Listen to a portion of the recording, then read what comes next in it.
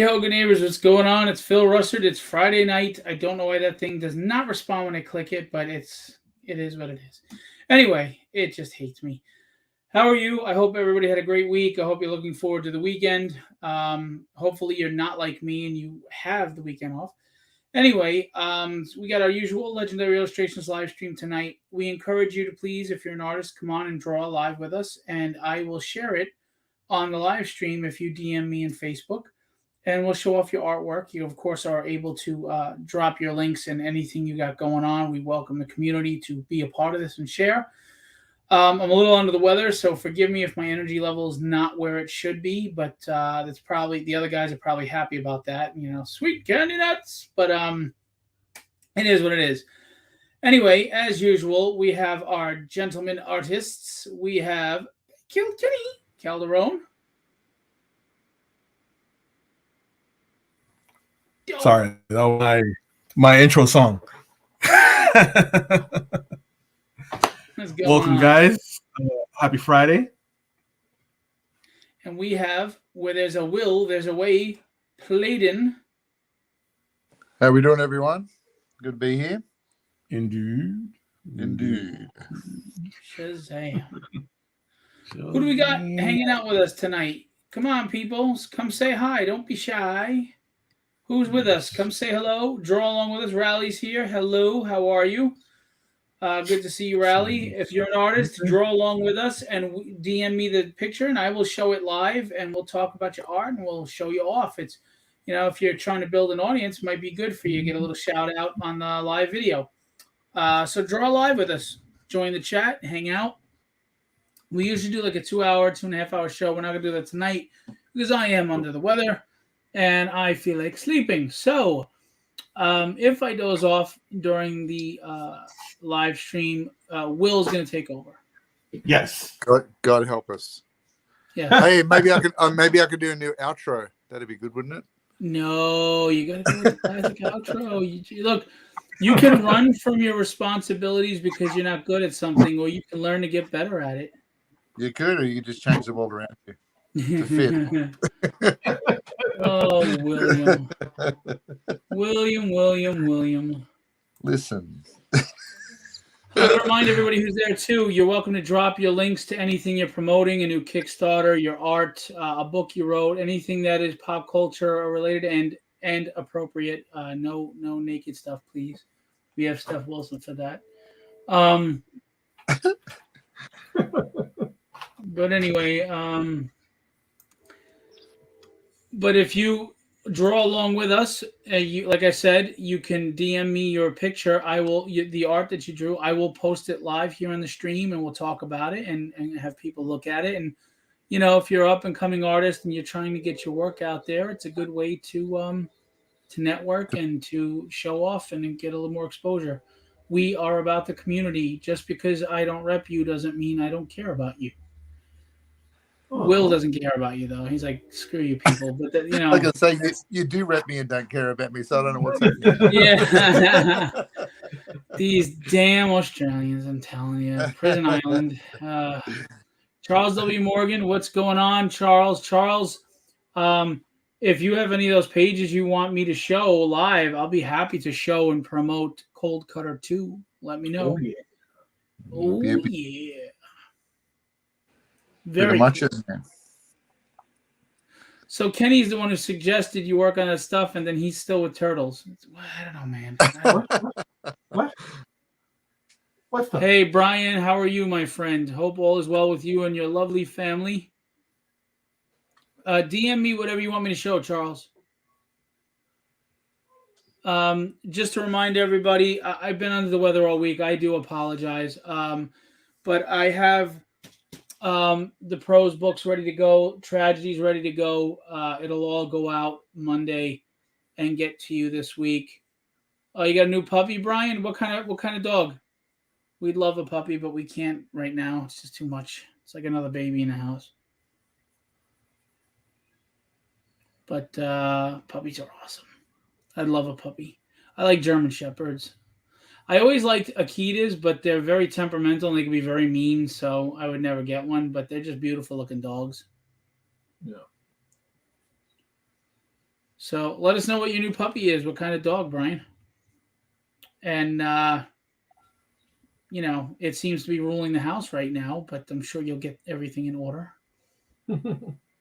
I had a couple of cover reveals this week. First, miniature. Oh, Dachshund. Oh, wow.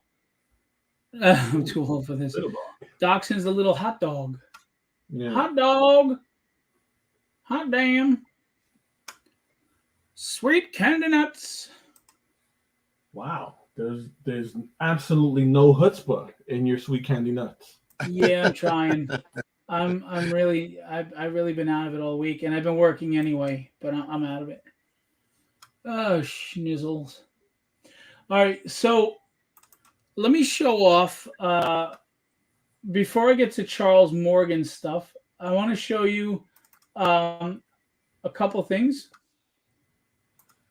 and we'll go back to it again later. Kenny Calderon had introduced. I don't think you sent me the high res shit. Of course I did. No, you didn't. Oh, you didn't put it. Oh, you know what? You don't have dynamics under your folder. That's why. Duh. I forgot you don't have access to everything in my Dropbox. Cover art. It's in there, right? Yeah. It's also there we go. Okay. Cool, Brian. I hope everything gets into shape soon for you. Your Danny Glover moment. I'm too old for this. All right. Now, why is that? There we go. There is the Kenny Calderon cover. It is pixel. It always comes up pixelated when I pop up your stuff. I don't know why. But anyway, Dad bod, and that's my family. Can you dig it? Indeed. That's great, Kenny. Well done. Thank you. Yeah, my father saw it, and he said it looked like my mom, actually. So he was pretty impressed. Good. My dad's a tough critic, man. He's a fucking tough critic. Yeah. But he was impressed. He said it was great. Good. I had a lot of fun. I working look on pretty it. fierce. You know, with me seeing it close up like this, my face actually looks pretty similar too. It's not bad. Oh yeah, no, I listen. I like went through your whole Facebook. I jumped on your mom's Facebook. You know, Look at you seriously, stalking because this because there's like key notes in everyone's like face that are like super unique. Yeah. You know what I mean? So even though the majority of the illustration is done in like a relatively comic book-ish kind of style, right? I made sure to include like those key notes in everyone's face that, you know, make them who they are. Well, it's not hard. Just take a picture of Brad Pitt and you've got me. So here's Cold Cutter, a cover that Kenny did for Charles W. Morgan's Cold Cutter Noir book. This was issue 1, which should be arriving from the printer very soon, and Charles will be fulfilling. And Charles is working on book 2, so this is exciting. Oh man! So nice work, Kenny. Thank you. The cutter that is cold. There was Tragedy's second cover that you did for me, issue 2. Yes, indeed. And here's the by the way, Kenny sold really Tragedy 4. This manga sold really well. Yeah, that one's one of my favorites. This was the highest seller.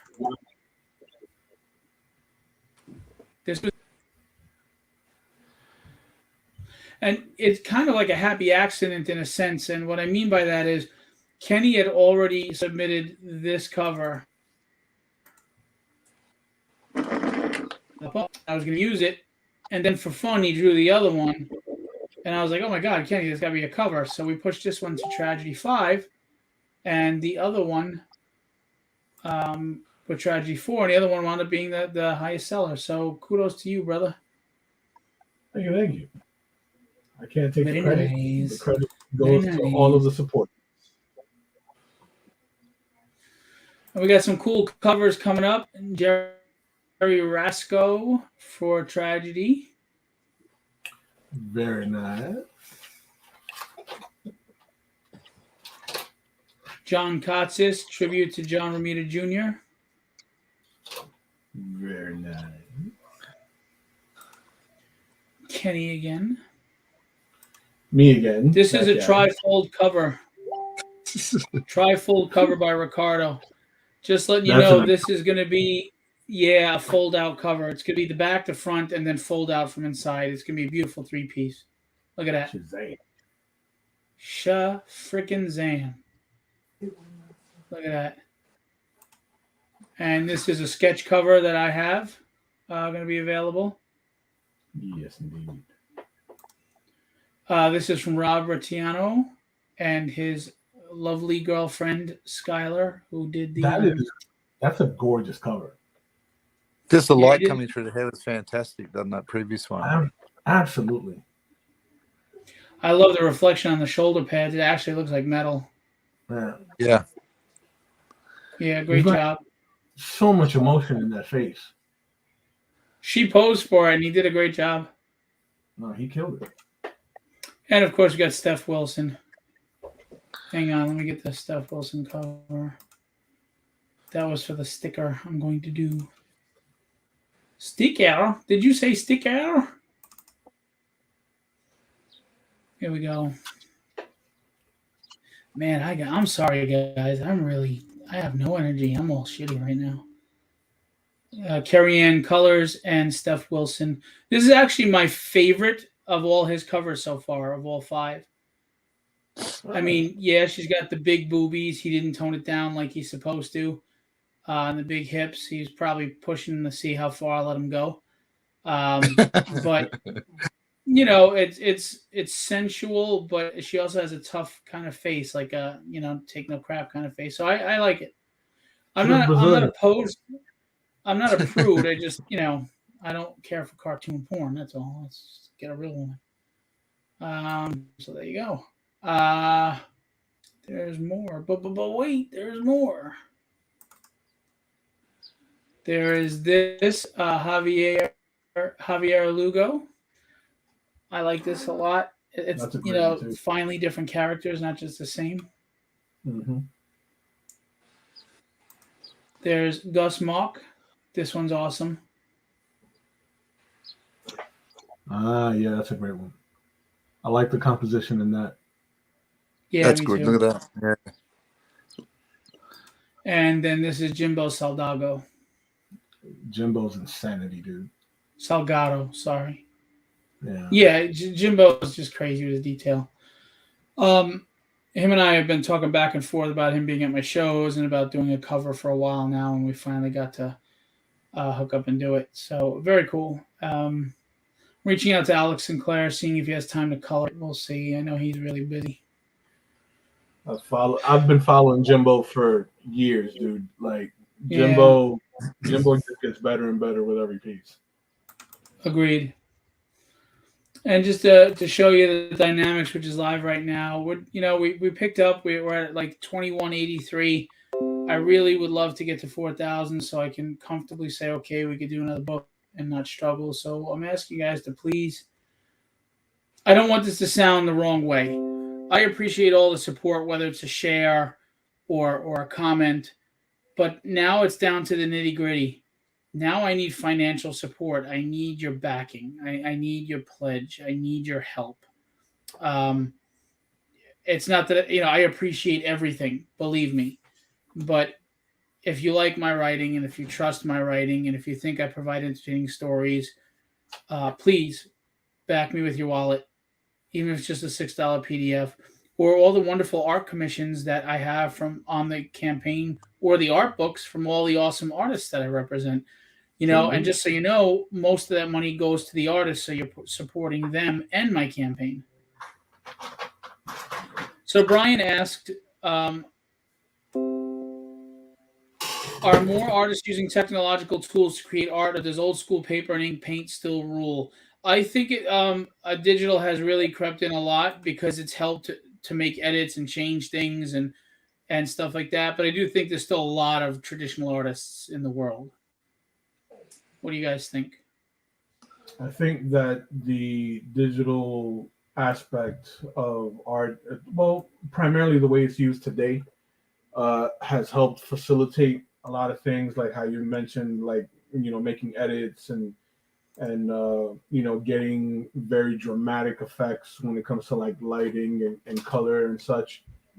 And it's also facilitated, how we consume art, right? Like being able to take an image, like I do a lot of my work, high res scan of my line art, I color it, and then I can like upload it everywhere.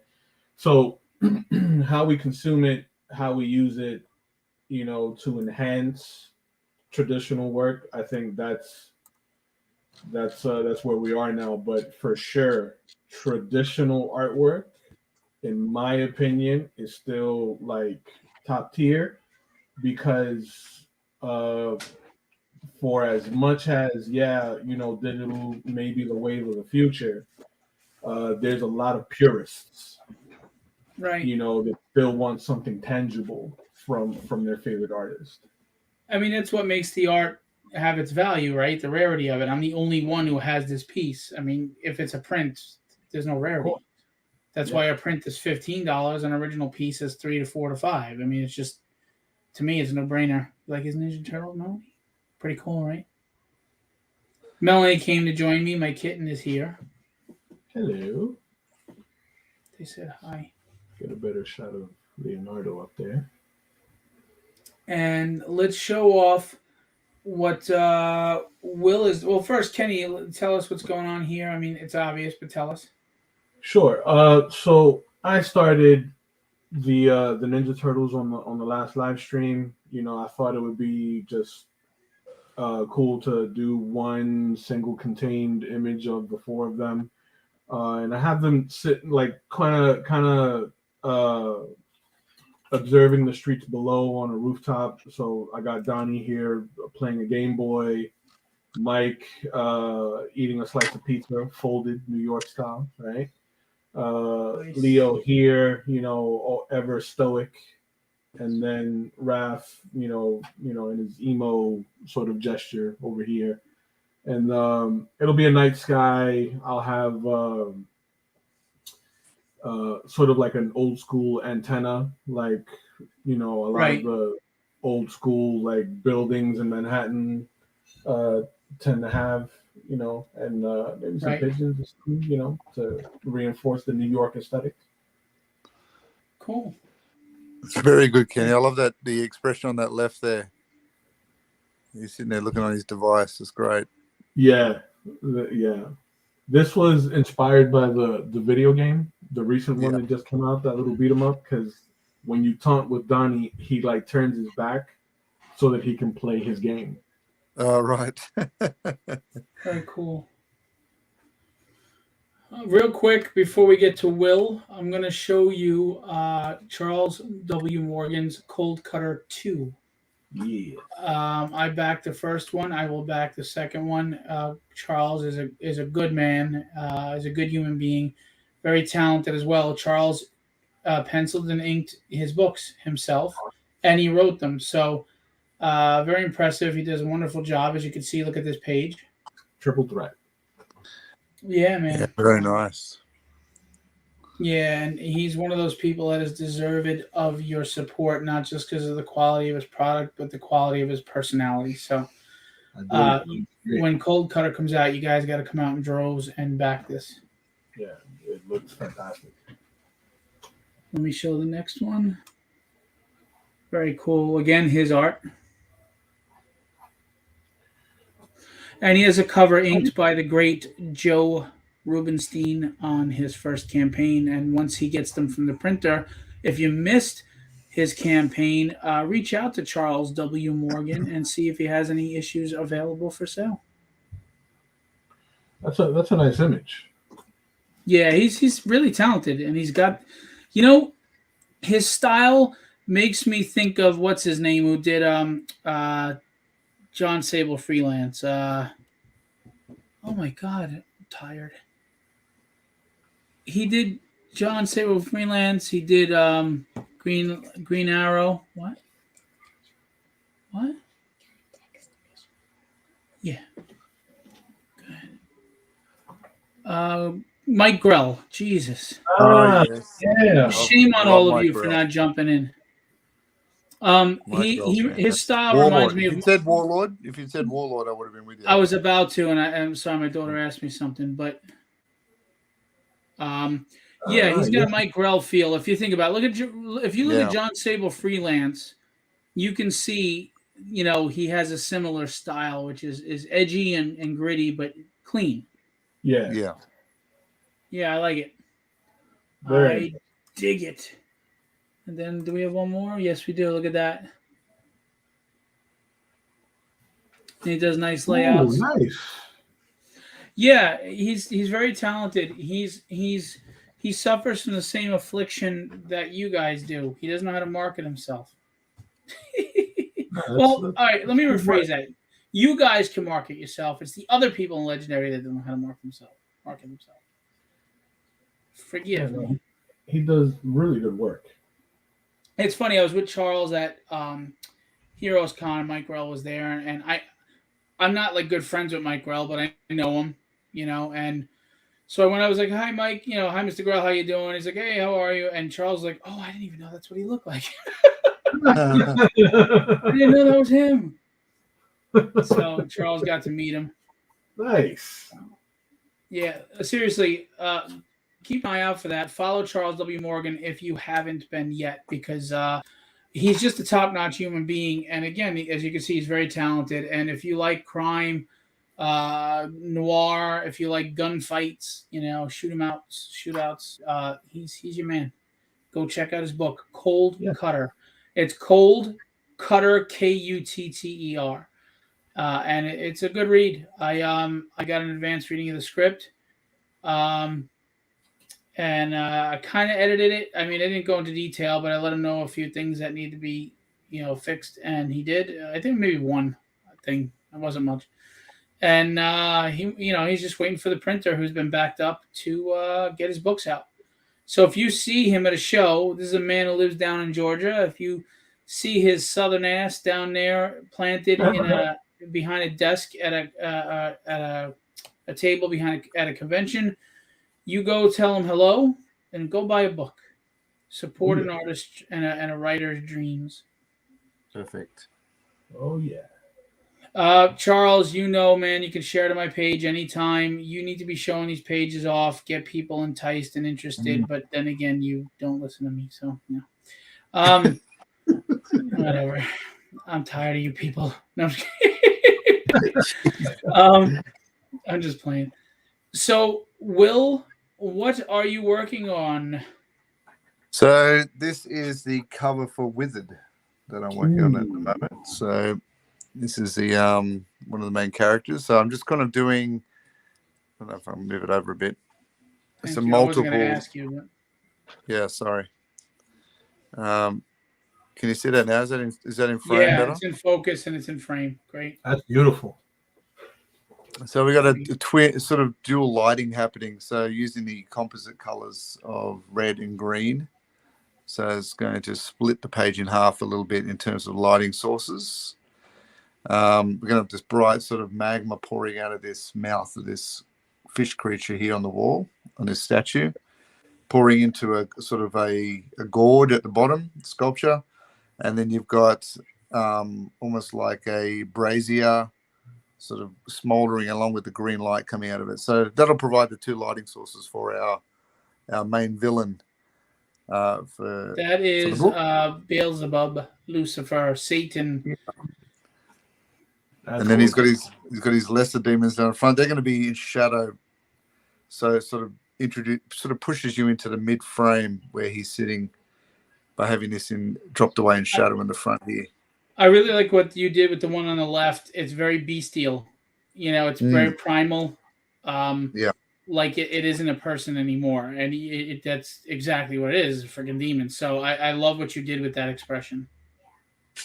Yeah, it's kind of like he's pulled on the chain like an animal, and he's like Yes. mouth is clenched, and yeah.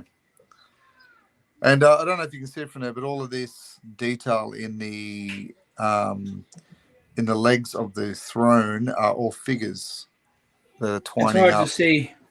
Yeah, We'll see it when it's maybe painted. this might be clearer. Yeah, so they're all sort of entwined, Nice. all these tiny figures, as a sort of almost like in a Gothic sort of way. Sort of, they prop up his armrest there.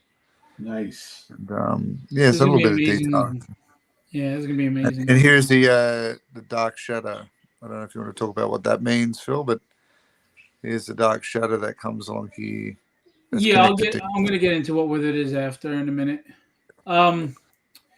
Will is the sequential illustrator, including inks on Withered, and he's doing the main cover. As you can see, we're only gonna have 3 covers, but I have to tell you, um, the work that Will is putting into this book, the detail is incredible.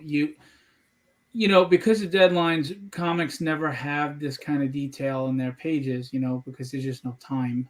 It's time consuming, but Will takes very deep pride in his work, and I knew he'd be perfect for this job. And just the architectural work that he does in the panels is phenomenal. Never mind the armor. And I'm excited for this book. It's going to launch. We're hoping it's going to launch in March on Kickstarter, issue 1. And I hope you all come out in droves, way more than we are for Dynamics. Because I'm not kidding. I'm tired of the crap that's being put out. It's corporate pushed garbage. And I think we've become accustomed to being force fed garbage to that we just accept garbage now. I'm not saying my comics are the greatest, they're better than anybody else's. I'm not saying that. But they are made with the highest amount of quality we can. They're made with a passion and a love for comics and storytelling. And I really think that they're different than what's out there. I think all the titles I have going on, even if they look like they're not, like, oh, Angels and Demons, oh, whatever, it's been done. Or Tragedy, oh, Vigilante, it's been. Read the stories, they're not what you think they are. They're not. So I really take pride in the quality of what we're putting out and the stories we're putting out and the entertainment level and value.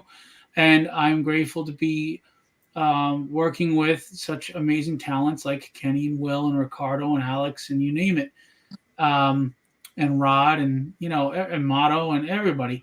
So again, though, Filbo Publishing's success is based on your support. And like I said before, as much as I love and appreciate shares more than at the end of the day, I need your monetary support. I need you to, not to sound like a campaigning politician, mind you, but I need you to support the books, buy them, and then talk about them. If you like them, spread the word, tell people, rave about them, And if you think they're garbage, give them away to somebody who never had a comic, or use them as toilet paper, or line your cat box with it, whatever you feel you need to do, but give it a shot. You don't know what you're missing until you try it. You don't know. Will is painting the cover to Withered, and Kenny's doing his Teenage Mutant Ninja Turtles.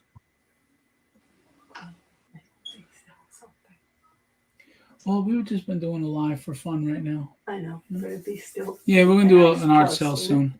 Hey, Gerald, what's going on? How are you, buddy?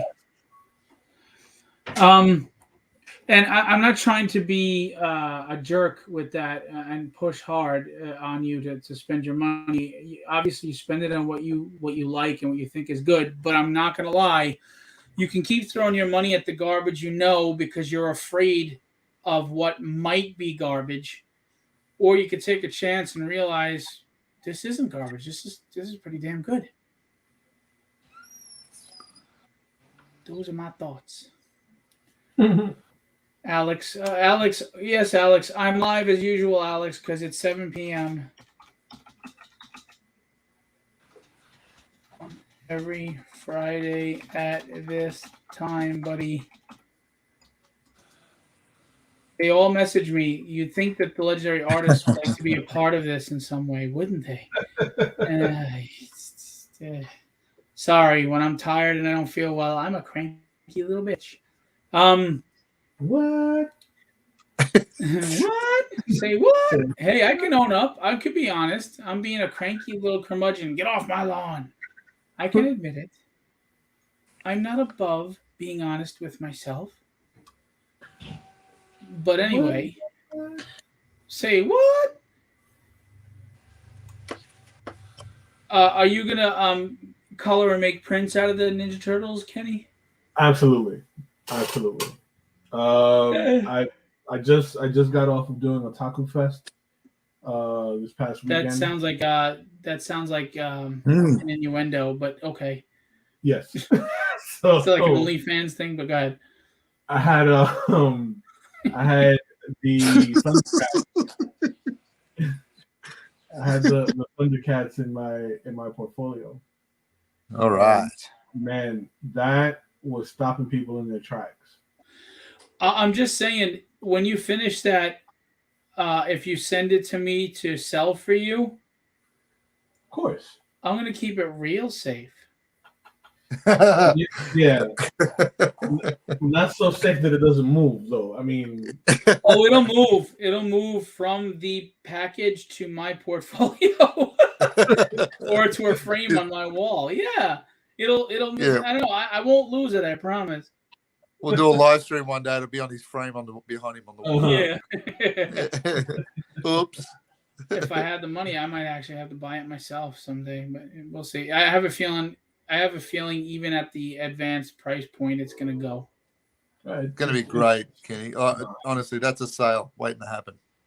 I'm hoping. I mean, because it's so far it's a really fun piece. It's so good. Has it finished? Have you finished it? No. I started the one of the villain pages. Yep. So I'm just working through the general like composition of that. Right. Before laying in some solid details.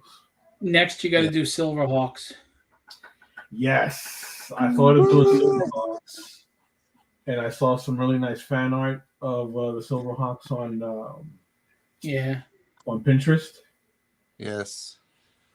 But it wasn't. It was one of those where like I looked at it and I'm like, yeah, I could blow that out of the water. You know what I mean? It was one of those. You know what I mean? Like it was good, but it wasn't like, yeah, I can blow that out of the water. Kenny just kicked the door in. Yeah. I'm here, motherfucker. All I know is someone posted a fan art, and I was so amazed that they came up with these 4 characters because I would have. And they did He-Man, Thundar, Lion-O, and Black Star with his special sword and put them all on. And I always wanted to do something like that. So it's really cool when you see somebody have the same thought, obscure thought, because people don't think about Black Star. That cartoon was awesome. And his dragon. Oh, yeah. Charles said, Will, that is coming to life. It better not. It's Satan. It's a Tolba. Dark times at the Playden house. It's happening. I'm Tolbering. Oh, I just came up with a story. Oh. I just came up with a story. And not to mention, Kenny, we're going to go to our published live stream book too, I think. Indeed. Yes. Yeah, keep an eye out for that, guys. All these live streams that we've been doing and all the art that they've been pumping out, some of them sold, some haven't lately because the economy is whatever. But we're going to have nice hardcover, hefty books with all of this art in there. It's going to be glorious. And you're all going to come out and back it because you like these guys and you want to keep seeing them, right? Yes, sir. Yes, indeed. Yippers. I have to say, Charles W. Morgan and Greg and Andrew Dodge and Eric Koch and Eric Concepcion. There's a few people that they put their money where their mouth is for all my campaigns, man. They're there. They're really supporting with their money, and Lance Stewart. Stewart always gets art commissions, and Peter J. Smalls. You know, I can name you the loyal people. There's a bunch of them, but I can name them. I even know who they are on my campaigns. I know who they are. From Terry. seeing the names. Yeah, Terry, of course. Rowley's a big supporter. His money's tight, but he comes out and he buys sometimes, but he's always there with us on lives. He's a regular that hangs out with us. We appreciate him. Randy. Gerald comes out every Friday night, of course. But honestly, it's at the point where if the publishing company is going to grow, we need financial support. And there are these people that they're there every time without fail. And I just, I'm grateful that they enjoy the work we're doing enough to spend their hard-earned money on us. Yeah. It's absolutely appreciated. Very humbling. And again, I'm not downplaying the shares and the kind comments at all. Those are important and big too, but now it's down to the nitty-gritty. I need support with a wallet. Any sugar mamas out there that want to support, or any lonely, bored, rich people that want to have something to do, you can invest in Filbo Publishing. Let me know. I'll rock your world. Anyway, that was one of the any philanthropists that want to. Is that what you're trying to say? yeah, sugar mama works. Okay. My wife said if they're rich enough and give me enough money, she'd share me. That was an inside joke that I had with the guys from Creature Entertainment when we would be at a show. Imagine like a sheikh come in here with his entourage and he says, "I'll take all of it." Yeah, Right? that'd be great. I'll take you, two of you, and the artist. I'll take all of it. Yeah. and the art. Oh, hell yeah. You belong to me now. You know what I'm saying? You want to hear the funny thing? I looked at the production schedule. As you know, I was working on it last night. I was reaching out to you guys. Right. If I don't do anything else this year, and we all know who I am, right? So we're not counting on that. I will have 13 books for New York Comic Con. That's fantastic. That's good. Yeah. And by the way, Alex Sarabia is here. What's up, buddy? Our buddy from Mexico. Let me show you what this dude has been doing on 39 Cedar Lane, because he can draw. He is just absolutely killing it. He's got the pencil work, that's for sure. Oh, he's incredible. He's incredible. I mean, he's incredible. And he's so easy to work with. I mean, but it's fun. For me, anyway. It might not be for him, but it is for me. And that's all that really matters. No, I'm just kidding. So, look at this, page 6. Look at that. Great camera angles. Great camera angles. And, I'm getting a lot of great... I went to some hardcore horror fans, and these are people that, they know what they like. They know what they don't like. They know horror, right? And every one of them said all 5 stories are really solid. They're really good. They didn't see some twists coming. One of them, it was such a great review. I forgot what he said, but it was like, that is just pure evil incarnate, unending evil or something. It was so cool to hear. But that's a little taste of what Alex is doing. And Gary Girout is doing inks, and Gary is just doing a wonderful, wonderful job knocking it out of the park. Yeah. This is to show you some of Gary's inks. He's good. Shout out to Gary. Yeah, let me tell you something about Gary Girout. He's obviously a really hell of a nice guy, but he's one of those rare people, and of course rare including the company that's with me, that his goal in life is to just constantly be better. He doesn't compete with anybody else. He's not looking at anybody else and comparing himself to them. He's comparing himself to who he was yesterday. And Right. he shows improvement because he puts in the work. He puts in the time. He puts in the, but he doesn't just put in the time, right? Because you could keep running on a hamster wheel and that's putting in time. He puts in the time, but he applies technique. He applies knowledge. He gains knowledge. He learns. He absorbs, and then he applies it. And Gary Girout went from being an inker that you say that has potential to an inker that you say, man, that's a great job. You know, that looks fantastic. And he's just going to keep getting better because he's passionate about being better. He cares. So check out Gary Girout. I used to think it was Giraud, but he said, no, it's not French. So. No, it's very good, very clean. And you know, Alex is doing a great job with facial expressions, and he's doing a great job not blurring the pencils. You know, because Alex has tight pencils, man. You got to know what you're doing as an He inker. You does. got to, you know. And these two are working together on a Michael Monty Moore book. So, yes, I actually do get the people work. Gary Giroux. And this is colors by Fabian, I forget his last name. He's from Brazil. He's a really talented colorist. He's phenomenal. You can't have him, though. He's mine. He's actually doing like 3 books for me. He's going to be doing Withered. He will be coloring over Will's beautiful line art, sequential pages. So look at this. And, of course, letters by the incomparable, amazing, stupendous, fantastic, wunderbar Jason Meadows. I told Jason, I said, Jason, I'm warning you now. Whoops, wrong one, sorry. I said, Jason, I'm warning you now. You have 4 books coming up the pike in the next month and a half that I need lettered.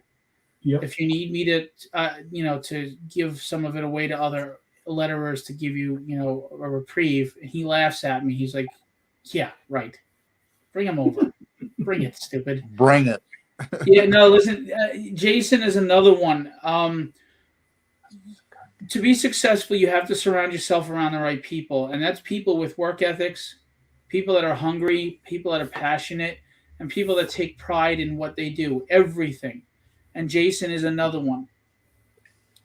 He started off, his letters were good, but there's things to work on, and he just gets better and better each time with each book.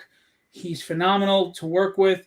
He's a workhorse. If I give him a book, it's lettered in a day and a half, the whole book. I mean, he's a beast. Jason's a beast. It's an art form that doesn't get enough credit. It doesn't No. really Yeah, it's because really you know hard what? to do. Yeah, you don't notice letters when they're done right. You only notice how it frigs up a book when you do it wrong. Yeah, they're like special effects in movies. Yeah. Yeah. And listen, I have amazing people that I'm working with and great teams, I mean, Alex is, he's kind of, I don't know, he's always like attached to me, like tell me how amazing I am. And it gets a little annoying, but, but I like working with him. I'm just kidding, Alex. But I'm not. Yeah. Will, I just hate the calls I get at 3 a.m. Will, like, Phil, where would you hide the body? I'm like, I'm not going to help you with this, Will. I don't want to know about this. Hey, you know me. I would never ask that. I already know. Yeah. Well, actually, if I was being honest with you, where do I hide the parts? But anyway. Yeah, there you go. So we have 5, just to tell you what's going on with Philbo Publishing. Dynamics is live right now. If you haven't pledged, shame on you. Go pledge. If you like The Incredibles, you like Fantastic Four, you like family values, you like humor, you like action, you like superheroes being superheroes, if you like the dynamics of a family, if you like fun adventures that aren't too dumbed down, but at the same time aren't so wound up that a kid can't enjoy it, if you're tired of all the dark, negative crap in the world and you just need a break, I like that stuff too. But if you need a break, a little balance, this book is for you. If you want something that you can sit down with your kids and help them get into reading because they just don't want to read, or if you love comics and you're looking for something that's appropriate to help get them into comics, this book is perfect for that. I'm not just saying this. Go talk to people that have read it.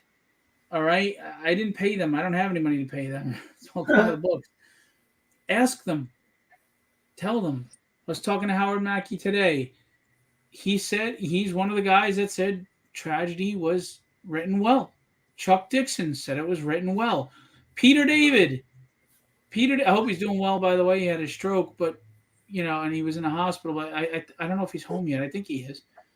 But Peter David, who could be a tough critic, he's honest with you, brutally honest, said it was well written.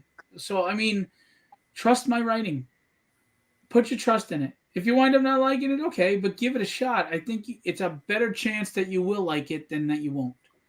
I think knowing how many books are coming out too for New York Comic Con, I reckon the challenge would be get every issue 1 that's coming out. See if you can collect every issue 1 from Filbo and have that on display. That's your box set, along with the original art to go with it. I think that would make a great display. I'm telling you right now, Filbo is going to grow very quickly. You all see what I'm doing. I'm balls to the wall. I don't play around. There is no tomorrow. I'm working very hard and very diligently, and I'm doing things behind the scenes, and Filbo is going to grow fast. And you're going to sit there and kick yourself for not getting on the ground floor. I'm dead serious about that. Bet on that. Freaking bet on that. I know there's a lot of creators that talk stuff and nothing ever comes to fruition. When have I not executed? I decided to write a story while I was on my deathbed, and 4 months later, the comic was in your hands. I don't play. Trust me. Yeah. Come get some. But so Dynamics 1 is out right now. Tragedy 5 is coming in May. Withered 1 is coming in March. Dynamics 2, God willing, and Withered 2 will be out this year, later in the year, late summer. Tragedy trade paperback for 1 through 5 with the manga that Kenny's working on will be in that. And then Tragedy 6 is already underway. And we have 5 horror stories in the anthology Diary of Dread. It's a magazine. It's a horror magazine, classic style. Yes. It's gonna. I'm working on some people that I would love to do written interviews in the book, but at the very least, there's going to be 6 stories, 5 full stories written by me. The first one is 39 Cedar Lane. The second one is Mangle. The third one is Malevolent. The third one is Rigor Mortis, and the fourth one is Rigor Mortis, and the fifth one is Ashes to Ashes. They're all really good, people say, anyway. And then Charles Santino, who wrote Conan for Marvel in the early 90s, is doing a 10-page, the beginnings of his story, which is called Biosphere, but it's Sfear. And that will be the first 10 pages of his story that will continue in each magazine after that. I have other books. I have Displaced. I have Fallible. I have the Breath of the Dragon one-shot origin story, which may go into a miniseries. I have Jesse's miniseries one-shot. I have the Buddy System, which is Joe and Tony's origin one-shot. I have some other villains that haven't been introduced in Tragedy yet coming out as their one-shot. I have another story called Reclamation, which is coming out. And I'm writing all of this, and I'm telling you, I'm just having a freaking blast. If you want stories that when you read them, you can relate, the dialogue is realistic, the action is intense, but the exposition is interesting. If you want stories that they may take similar themes, but take them in a different direction. If you want comics that purely just entertain again, I'm not an activist. I am not fighting any causes. I am not using my comics as a pulpit or a megaphone. I don't give a shit which way you lean politically. I'm just putting out books to enjoy. So if you're tired of reality creeping into your stories and you'd like stories that take you away like they used to, check out Filbo Publishing. You won't be disappointed. And even if you don't care for the stories, you will not be disappointed by the art. I mean, the art is incredible. Let's look at what Will's doing on Withered, shall we? If that cover wasn't enough, by the way. So he has Satan sitting on the throne here, right? And this is the cover. This is Satan when he's charming, not when he's pissed. Beautiful, right? Let me show you. Let me show you how it feels. Let's do this, Brutus. I ain't new to this. All right. So this is the same character. This is Lucifer. And Will and I like classic looks. So we went with that Peter Niven kind of classic, look of the devil, right? He's got the contract. He's got his armor and his sword. Beautiful work. But then he gets pissed off. And this is what he really looks like when he's angry. Look at that. Look at that artwork from Will. That's just incredible. That's some badass shit, yo. Shut up, fucking Zam. Sorry. Lord Ball. This is probably my favorite illustration from him. Lesser Demons, as you see on that cover.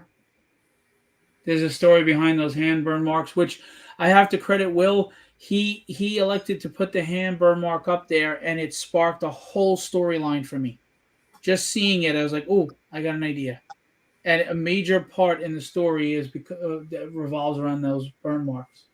So, kudos. Joshua, who is a protagonist. Cherub. He adds a little comic relief. Archangel Raphael. Archangel Michael.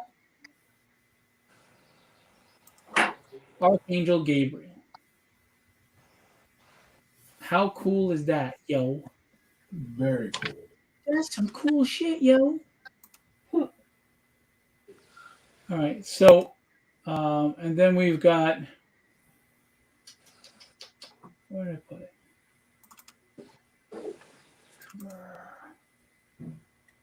We got the newly colored cover by Roy Mercado, colored by Fabian. That's nice, right? That's very well done. That's good. It's beautiful. I like the warm and cool contrast. It's great. Mm-hmm. Yeah. And we got that going on. And look at these sequentials. Some crazy shit, yo. This is being colored as we speak. This is the Angel's Citadel. Floating Castle. Little homage to Cloud City on the bottom there.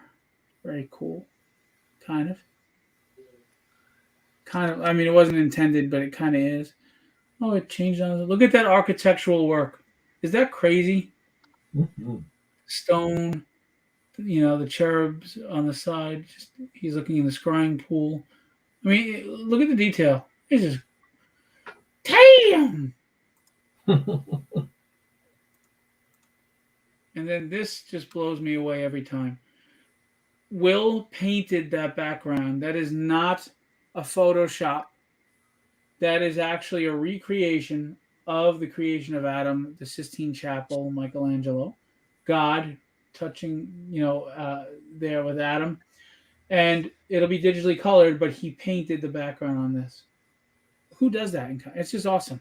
I mean, this is the quality you get when you get my books. If you buy my books, buy them. Look at this nice work of the silhouette and the shadow. I mean, amazing.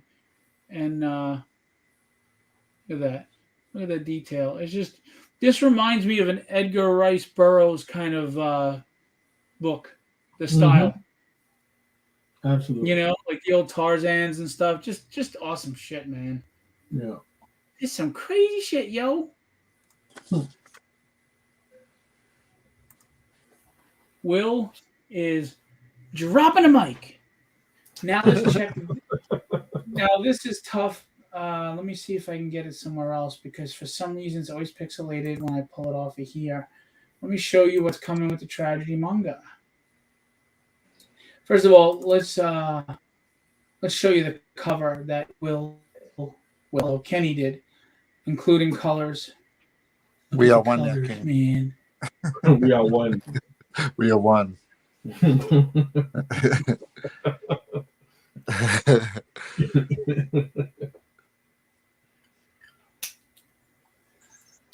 Come on, load up, you little bastard.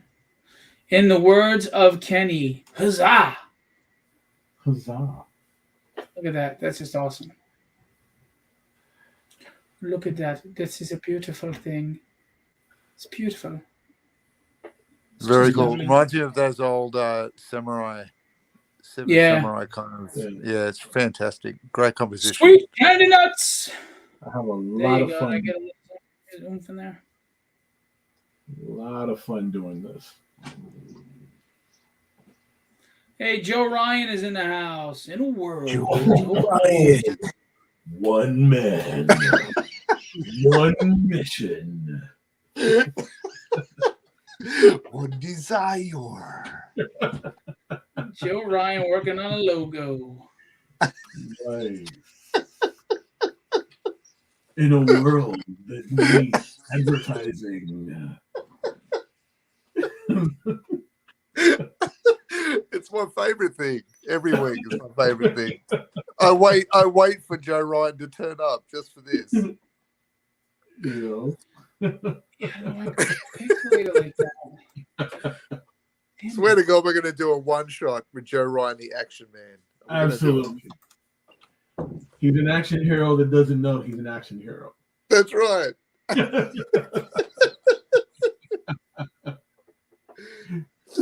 I think it could be a winner. It's going to be a Kickstarter winner.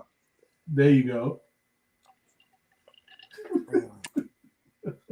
We should do a mini comic of Joe Ryan as an action hero, and just Yes. it could be a stretch goal. I'm with it. It could be a stretch goal. The cover will be him walking away in slow motion with the explosion behind him. In a Joe world. Or Ryan. maybe he's got the girl and he's like holding her down and he can plant a kiss on her, like all James Bond like. Yeah. Give me some sugar, baby. Give me some sugar, baby. Ryan. Joe All Ryan. right, Kenny, I'm trying to scroll up and find the manga pages because they're pixelated in the I don't know why. They're in the I put them in, I sent them to you in Now, the chat. yeah, I know, but you know how many chats you and I have had since then? Jesus Christ, man. Just you can look through the media, Phil. Don't talk to me like you're my wife. Chimon, Phil. Chimon. Shimon. Sham on it. Just Sham look through the on. media. Sham on it. Cause yeah, we I got chat a it, lot. okay, but yeah.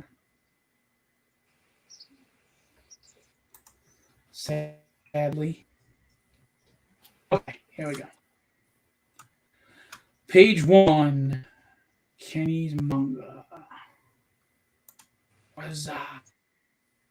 Yeah. Why are you not showing up? I hit add the stream, man. There you go. Stop playing with me.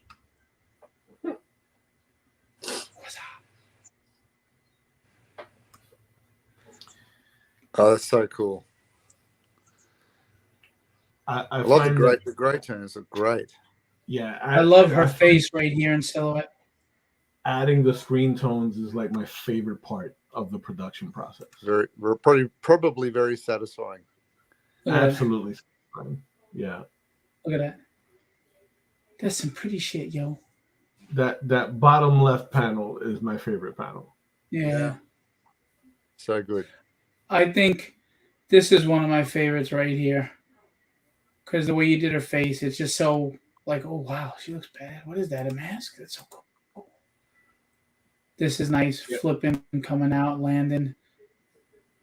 Slish! I like that It one. was- The leg on the table, that bottom right one was fantastic. Like, that's not easy. It's not. But Like I when it comes to action sequences, I do a lot of roughs, like rough studies Yeah. with just like stick figures and seeing it move, right? So that I can Yeah. apply that to what's going to go on the final page. That second last panel too, with the attack. That's so Yeah. it just jumps Akira to me straight away. Ah, yeah. That's very cool. Thank you. I'm having a blast working on that manga. That manga is fun. Yeah, he's goofing off, playing around on the computer though, instead of actually doing the pages now. Oh yeah. Mm. I actually no, because like off to my left here are tragedy pages. Mm. No, I'm kidding, of course. Kenny's been helping me doing so much to get my website going. So, Oh, I want to remind everyone that I put out a writers contest about 2 months ago that in 10 days the scripts are all due. We've had about, I think it's 15 scripts were turned in.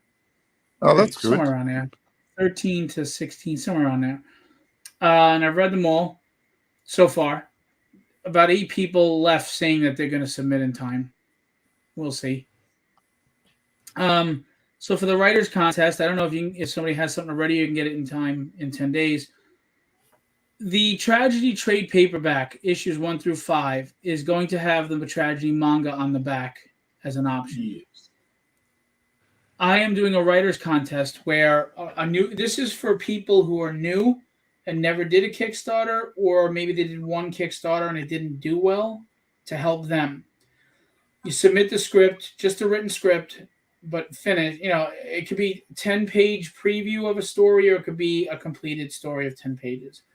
It really needs to be in line with tragedy and superheroes, though, because you're trying to get the same audience right now. Why would you put a horror book in with a superhero book? It just, you know what I mean? It doesn't make sense. So keep that in mind. Nothing sexualized. I'm not doing booby books. Sorry, Philbo's not about booby books. You do that. That's cool for you. I wish you luck. Fantastic. Just not what we're doing here. So submit it. I read them. I pick a winner. The winner pays for the creative team to do the 10 pages. If you need, we have legendary artists, letterers, inkers, colorists, etc. And we will put your 10-page story on the back of the Tragedy trade paperback. We'll have a tier just specifically for that, that you can help promote and get people to see your story. We are not promising you any, being published by us, but that is always a possibility if the story is good and if it sells well, and if it looks great. Some people got bent out of shape because I have to approve of the artist. Well, I'm sorry, but it's going in my Philbo branded book. I have to approve the artist. If you go to any publisher, they'll have the same rule. If you think otherwise, you don't know the business. Also, you're paying for your creative team because you're keeping the creative rights. I am not taking any rights or royalties to your characters. So yes, you're responsible for creating your own book.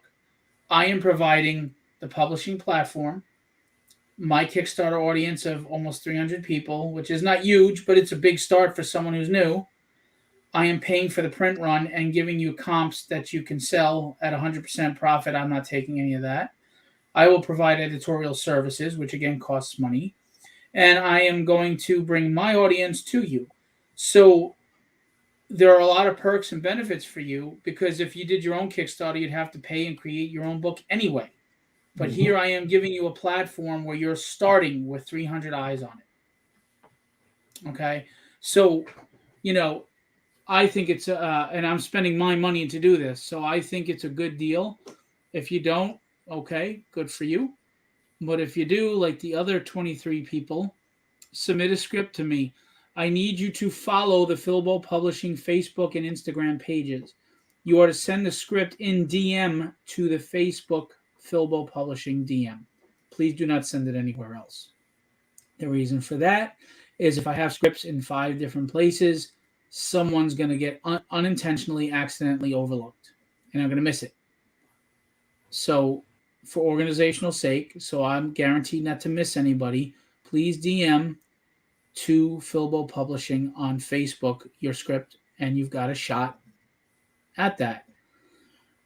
There are 2 indie people that I am going to publish.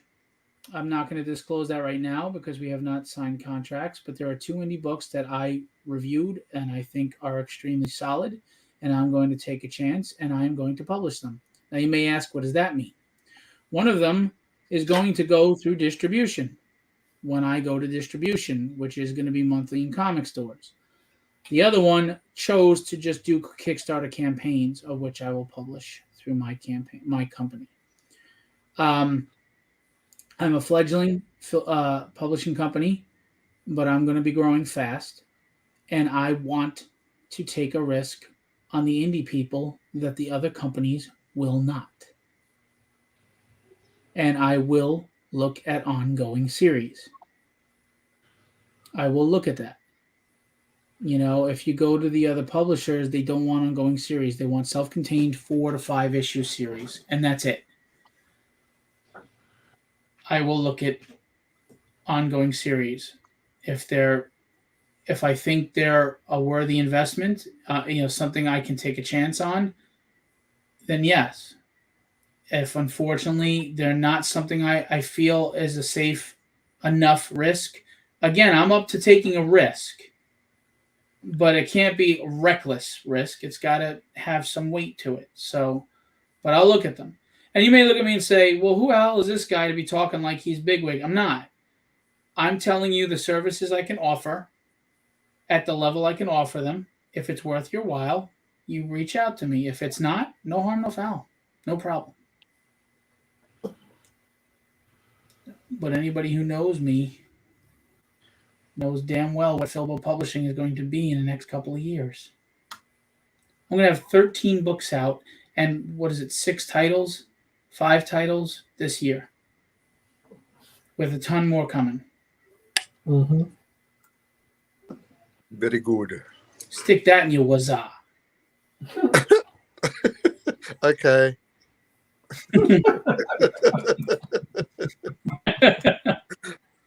All right, I will. But seriously, Phil, I mean, It wasn't literal. If you're a writer, and I think, it's no secret how hard it is to break into the industry on an art or a writing front. Mm-hmm. I mean, look, for non-solicited works, I mean, how good is that? I mean, you're going to have this work published in people's faces that you can show as examples, it doesn't get any better. That's true. Very, very true. But the writing hustle is just as strenuous as the art hustle. Yeah. Writing is, I think, more difficult, to be honest, and I know how hard art is. But the reason why I think that, and we're welcome to have a back and forth conversation, of course. And I'm not trying to say you don't have tough. Of course, artists do. But with art, at least if you have a quality of talent, you can show it, right? So people can see it right away and say, I like it, I don't like it, I'm interested, I'm not interested. Yeah. With a writer, we can't. You have to buy whatever it is we're writing and read it. Yeah. And people need to invest the time to read it. How many times do people buy all these books on Kickstarter and it's sitting in a pile they didn't read? Yeah. Right.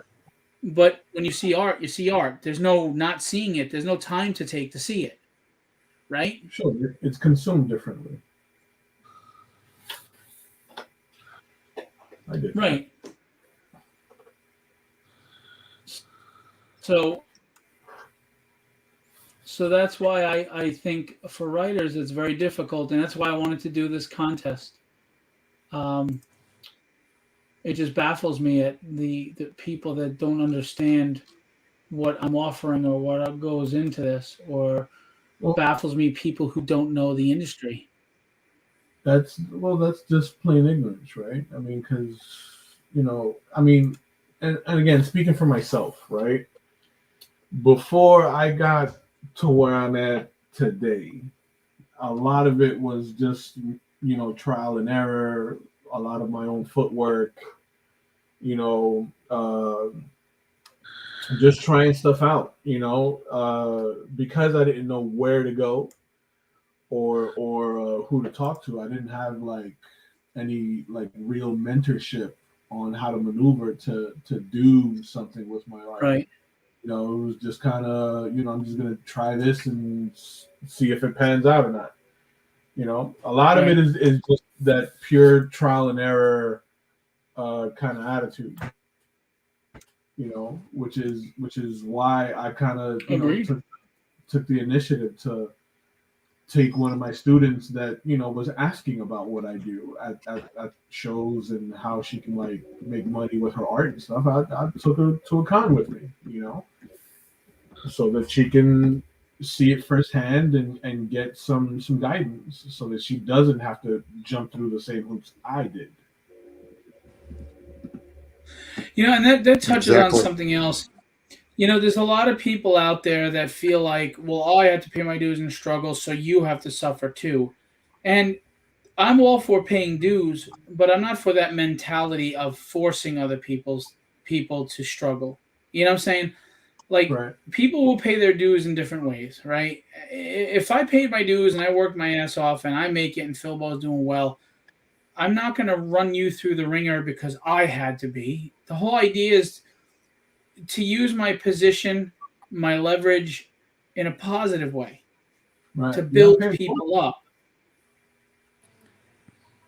I mean, if we continue to have that attitude in this industry, it's just a snake eating its tail. I mean, it's not going to serve anything. Like, you just, that destructive, well, I did it, so you have to go through it because I went through it. I mean, what does that serve? I mean, how do we ever leap forward? And, I think, from watching from the outside looking in at the publishing companies now in comics, like, something's got to change.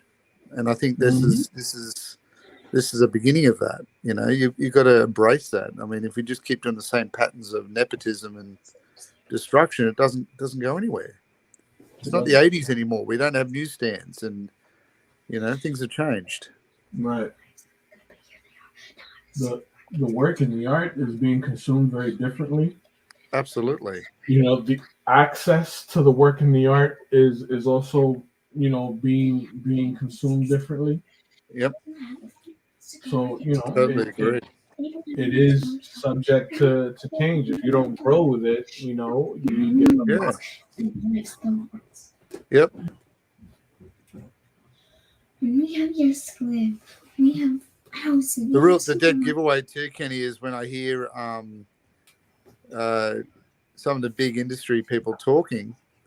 They're not talking about that change. They're not talking about evolving anything. They want to do the same practices that they've always been doing. And like, I think you just got to think bigger than that now. I think there's no, like the shift is coming, and they still want to do the same talent quests and the same, way of getting their artists or writers that they've always done. And I just don't think it works. Well, here's the thing. When they make a change, it's never for a positive reason, though. It's, it's never in a positive direction for the community. It's only in a positive for them. Hiring people at cheaper page rates or overseas that can't gain any status as a creator or artist or whatever, that serves the publisher. It doesn't serve the people working for them. Do you know how many people I know? It was their lifelong dream to work with DC and Marvel, and once they got there, they're like, "Yeah, I can't do this." I mean, they stifle creativity. They rush you with their deadlines. They underpay and overwork, and then you're still proving yourself every time. Like, you think you got in because, oh, you know what? I got this 6-issue miniseries for the new Ghost Rider. I'm in. No, you're not, because after that series is over, you're trying your best to keep with that editor to get more jobs. And if that editor leaves, you lost your contract. That editor's going with their own people. Yeah. There's a lot of nepotism. A lot. Yeah. And it's just not what it was. Drawing from Marvel and DC is not what it was, especially when they went for the for hire system. You're not an employee of Marvel or DC. You're for hire. It's a 1099. It's not you're not a salaried employee. So It's just not what it was. Right. And I understand the change they had to make to survive because comics were struggling and this and that. And comics are struggling now. They're doing well with the movies, and I think the movies are the only reason why they're still hanging in there. But they also haven't learned from their mistakes No. as what they're hiring as writers. Look, I'm not going to get into what I think they're doing with their hiring process, but I do know they're not hiring people that knew comics, that knew True. these characters, that knew these stories, that knew what it was to do a comic. They're just not. Look, all I can speak from is my own experience and perspective, and I see a lot of artists drift past because it's just it's not the greatest paying in commercial illustration, but it's extremely difficult to break in and stay in. I mean, there's no doubt about it, and I think they're not changing the ways to attract these incredible artists, and like digital and traditional, they're all out there. But they're walking past the door because of the attitudes of the way things are run, and not that none of that could shift, but there's got to be an embracing attitude of that, and until they do, I mean, it's just going to be the same thing on loop, So yeah, I mean, uninterested. they keep talking about diversity and inclusion and change, but they really don't. They keep the same people, the same system, doing the same thing over and over again. So, Look, I buy it. If I buy a book, I want the best art I can find, and I want the best writing, storytelling I can find. I don't care if you're someone's brother, someone's auntie, someone's whoever. Well, what race or gender you are, I don't care. I don't care about that. I just want the best art in front of me. I mean, that's the product. And if your publishing company is about looking after your best friend or looking after someone down the road that you went to college with, I mean, that doesn't interest me. Right. And it certainly doesn't sell books. At the end of the day, it's what stands on the stand in front of you, in front of the customer. Mm-hmm. So I think it's just destructive behavior. It's just not working. Well, one thing that drives me nuts is, and I'll see these posts, and I've gotten people, actually clients, who've asked me this, hey, any female artists out there to blah, blah, blah. I'm like, what does that have to do? And how about just artists, female, male, whatever, just the best artists for the job? I mean, why? What is, I mean, and by the way, how is that not discrimination? I mean, I can't sit there and say white artists only, and nor should I. I should not be able to do that, right? Mm-hmm. That's pretty discriminatory, and honestly, it's foolish and it's ignorant, and it's only hurting me because I'm shortening the talent pool, right? So I'm shallowing out the talent pool. So I don't get that. I don't get that at all. Male, female, Latino. I had they reach out. You have any female Latinos? I'm like, I have artists. Yeah. And by the way, let me ask you, I've heard from the Latino community a lot that they hate being called Latinx. Is that true? Yep. That's what I thought. And yet Yep. a lot of white people keep saying Latinx. And I'm like, every Latino I know hates that. They're like, we're not Latinx, we're Latino. Yep. Or we're Dominican, what does or that we're mean? we're Cuban, or whatever, Yeah. What does Latinx mean? Dude, it's one of these like new generational categories, right? But I don't know anybody who likes it that is Latino. Yeah, and if you do come across someone that is Latino that likes it, I can guarantee you they're younger than 30 years old. Right. But what does the term mean? Does it mean you've left South? I don't understand. What does it mean? It's just a very general. It's a very general description. It's kind of like Xmas instead of Christmas. Oh, right. Okay. It's just dumb. You know what it was? It was probably some white person who came up with it. 100%. 100%. There's a lot of white people out there that seem to think they need to speak for people, Latino people and black people. Last time I checked, every black person, every Latino person I ever met is very capable of speaking for themselves. They don't need me running in a white horse to save them. Absolutely. I find that insulting and arrogant. I'll assist any friend, any person, but no one needs me to save them. Yeah. Silly ass people. Yeah. Will, I And love even- what you're doing with that shadow. That smoke. Oh yeah. even I, when I started seeing the term float around, I rolled my eyes at it. I'm like, stop. Oh, did you? Cut A it big out. roll, Yeah. big head tilting roll. Absolutely. Yeah. I was like, cut it out. You know. I think, isn't there bigger things to concern ourselves with in this stuff? Like, Absolutely. honestly, Yeah. just Well, more you know- distraction. People who go after words, there's two things I think they do it for. One, if you control language, you control thought. And two, it makes you look like you're actually doing something when you're not. Like going nuts about the Redskins and changing the name when American Indians never gave a crap, because you know what? Changing the Redskins name, have you helped the American Indians that are on reservations and don't have a lot of money or reparations or anything? You're not doing anything. You change a fucking name. Cut the crap. You really give a crap about Native Americans, then do something real. True. Cut the crap. You know, stop acting like you're doing something. All these ribbons people wear, you're full of shit. Blackout screen. I'm for BLM, but it's a black screen. All you did is Yeah. black out your screen. You haven't done shit for anybody. Yeah. You're virtue signaling. Cut it out. You're a fraud. 100%. And then what Well- kills me is black people are saying this. Latino people are saying this. They're telling you, stop, man. You're not doing shit for me. Stop. Yeah. And yet it still happens. I don't know. Yeah. Insane in the membrane. Um, so to backtrack, Will was saying to tell everybody what's going on with this painting that he's doing as a cover. What's Withered? Withered starts as a short story in my prose book. Where is that bad boy? I got books all over the freaking place. That's over in the corner. I'm not gonna go grab it. And again, I don't mean this to be braggadocious, but I feel this is new and original. Nobody's done this before. I haven't seen it. Am I wrong, Will? Nope.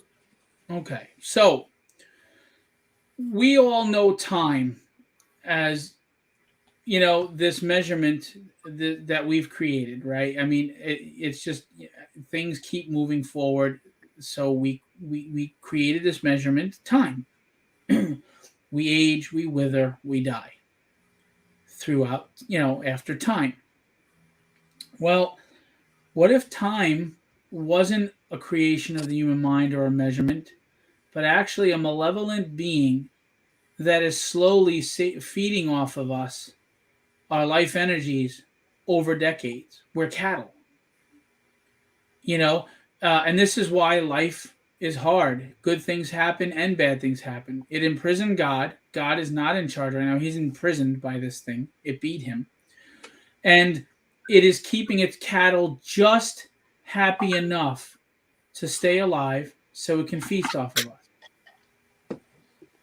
Now imagine this malevolent being, the beast that shall not be satiated, has Satan as the general of its army, along with the other demons, Baal and all of them.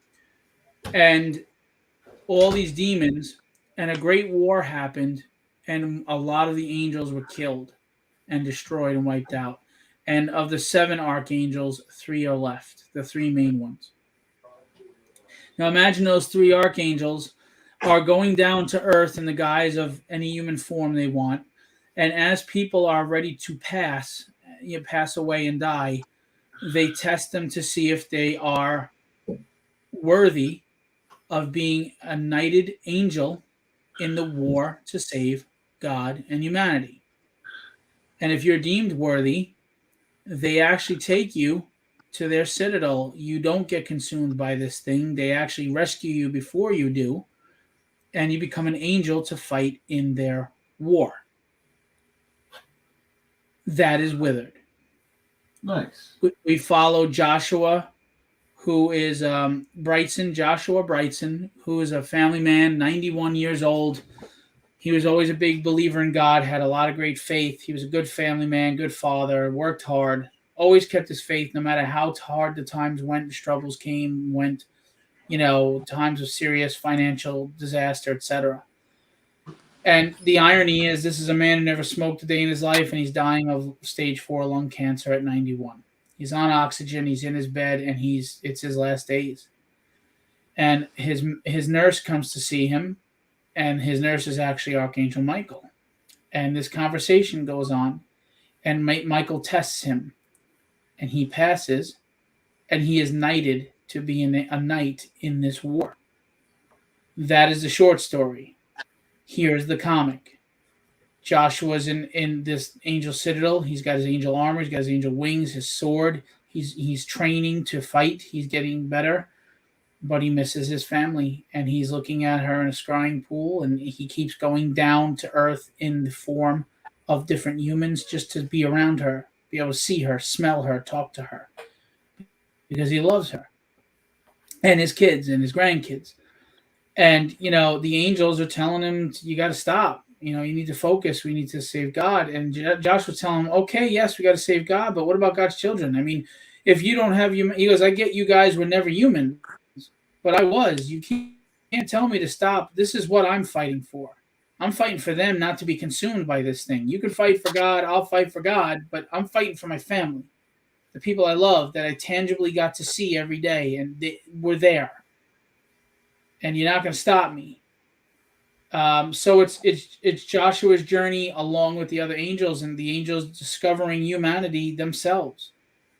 And the Great War, another great battle happens in issue 6. And then issue 7 through a few others are going to show the fall of Lucifer. Beelzebub does not like to be named Lucifer because that was a form of life for him. That was when he was an angel. And I'm going to show you in that story arc my version of how Lucifer fell from grace and God kicked him out of heaven and sent him to hell. This is all based on theological beings, but it's all fantasy, sci-fi, horror fiction. And the people who have screened the first 6 issues are saying great things about it.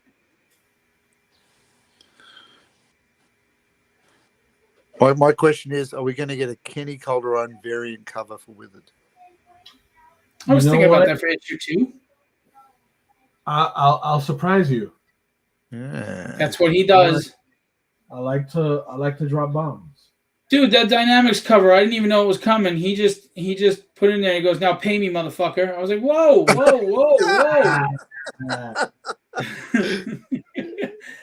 No, I didn't know it was coming. He asked me a question. I was like, why? Why are you asking this? And next thing I know, he shows me this cover, and I'm like, oh my God. It was just awesome. Kenny never disappoints. Kenny wasn't trying to force a paid cover on me. I joke, but he wasn't at all. I mean, you got to fight with the guy. But anyway, but it's just an awesome cover. And it was a great kind of homage to that X-Men cover, kind of, it reminds me of that what Ethan Lee did. X-Men 1. Yeah. Because, sometimes I'll be sitting at my drafting table and I'm working on stuff. And then, other, like, for example, in this particular case, I was, thinking about the dynamics, right? And how there's like different IPs that, are kind of like the dynamics. You got the Incredibles, the X-Men, Fantastic Four, So going down that train of thought, I immediately thought of like some of the iconic covers that were group shots. So before I settled on the Jim Lee homage, like I thought of classic X-Men. I think it was like X-Men #1, the one where Archangel has the bazooka and Beast is on the trapeze. Yep. I thought of that. I thought of obviously the Jim Lee cover. I thought of the Fantastic Four cover where they're battling the Mole Men, Yes. right? And you got that big creature coming out of the ground in the middle of the street. It's a great cover. Great Kirby cover. So dude, I thought about a lot of different iconic covers that would obviously resonate with like real fans of the medium, but would also fit the group Right. aesthetic of the dynamic. You know, so I played around with a few different compositions, and I think the Jim Lee one would resonate, or rather, it would have resonated more so because that's kind of like that's still pretty relevant. You know what I mean? And besides, I wanted to kind of do that composition where everything is like moving to the right. Yep. So you're forced to kind of like open the cover. You know what I mean? Yes. Right.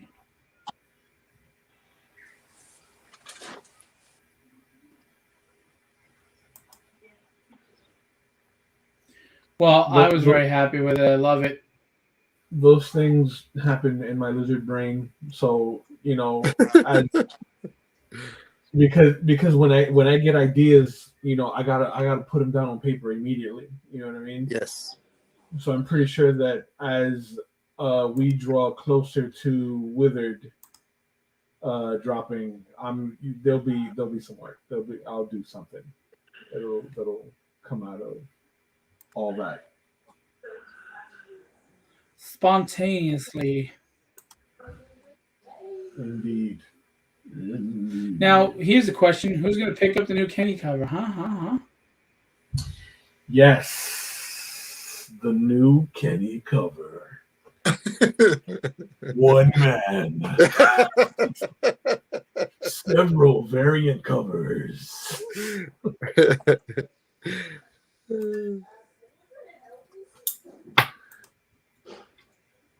Yeah.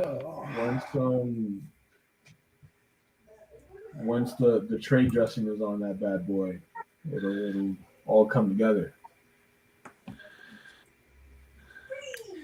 I'm sorry, guys. I'm going to wrap this up shortly. I'm really out of it. No worries. I've been showing you covers for a while now because I know I spend a lot on Football Publishing. I apologize, but before we go, I do want to do one last pitch on Dynamics tonight, if that's cool with you guys. Do it. Absolutely. And then I'll show your pieces and you got your art pieces, and then you guys can go from there. So here we got my campaign live right now, the Dynamics. We're at 2183.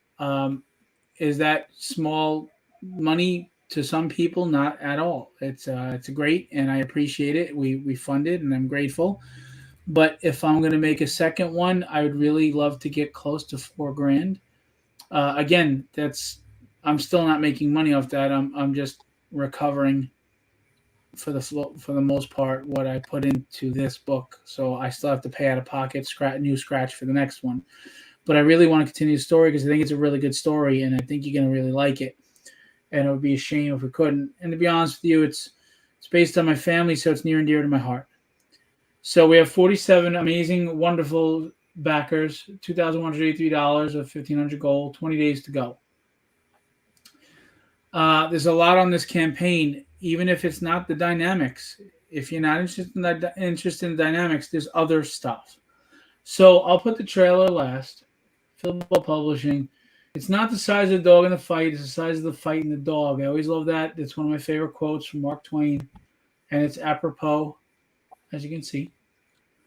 There's me. There's Rob. There's pages here. I posted a 10-page preview today for anybody who wants to read and see. These are some of those pages, by the way. But so you can read and see if it's worth your while. We've got the newly added Kenny Calderon cover, which is awesome. Shazam.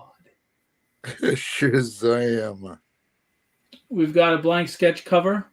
if you're an artist, even if you don't give two craps about dynamics, you buy a blank sketch cover. It's $10 for one. It's $40 for five. We knock $2 off each one if you buy the pack of five. You could go draw anything on there. The Incredibles, Fantastic Four, anything. Turn around and sell it for $60, $80, $120 and make a huge markup. Or if you're an art fan and collector. Rob Powers cover, studio cover. Ricardo Silva cover. Addie Kidd cover. Martha Schwartz cover. May the Schwartz be with you. I was waiting for that. Steph Wilson cover. You know, Steph has a lot of fans, but he hasn't.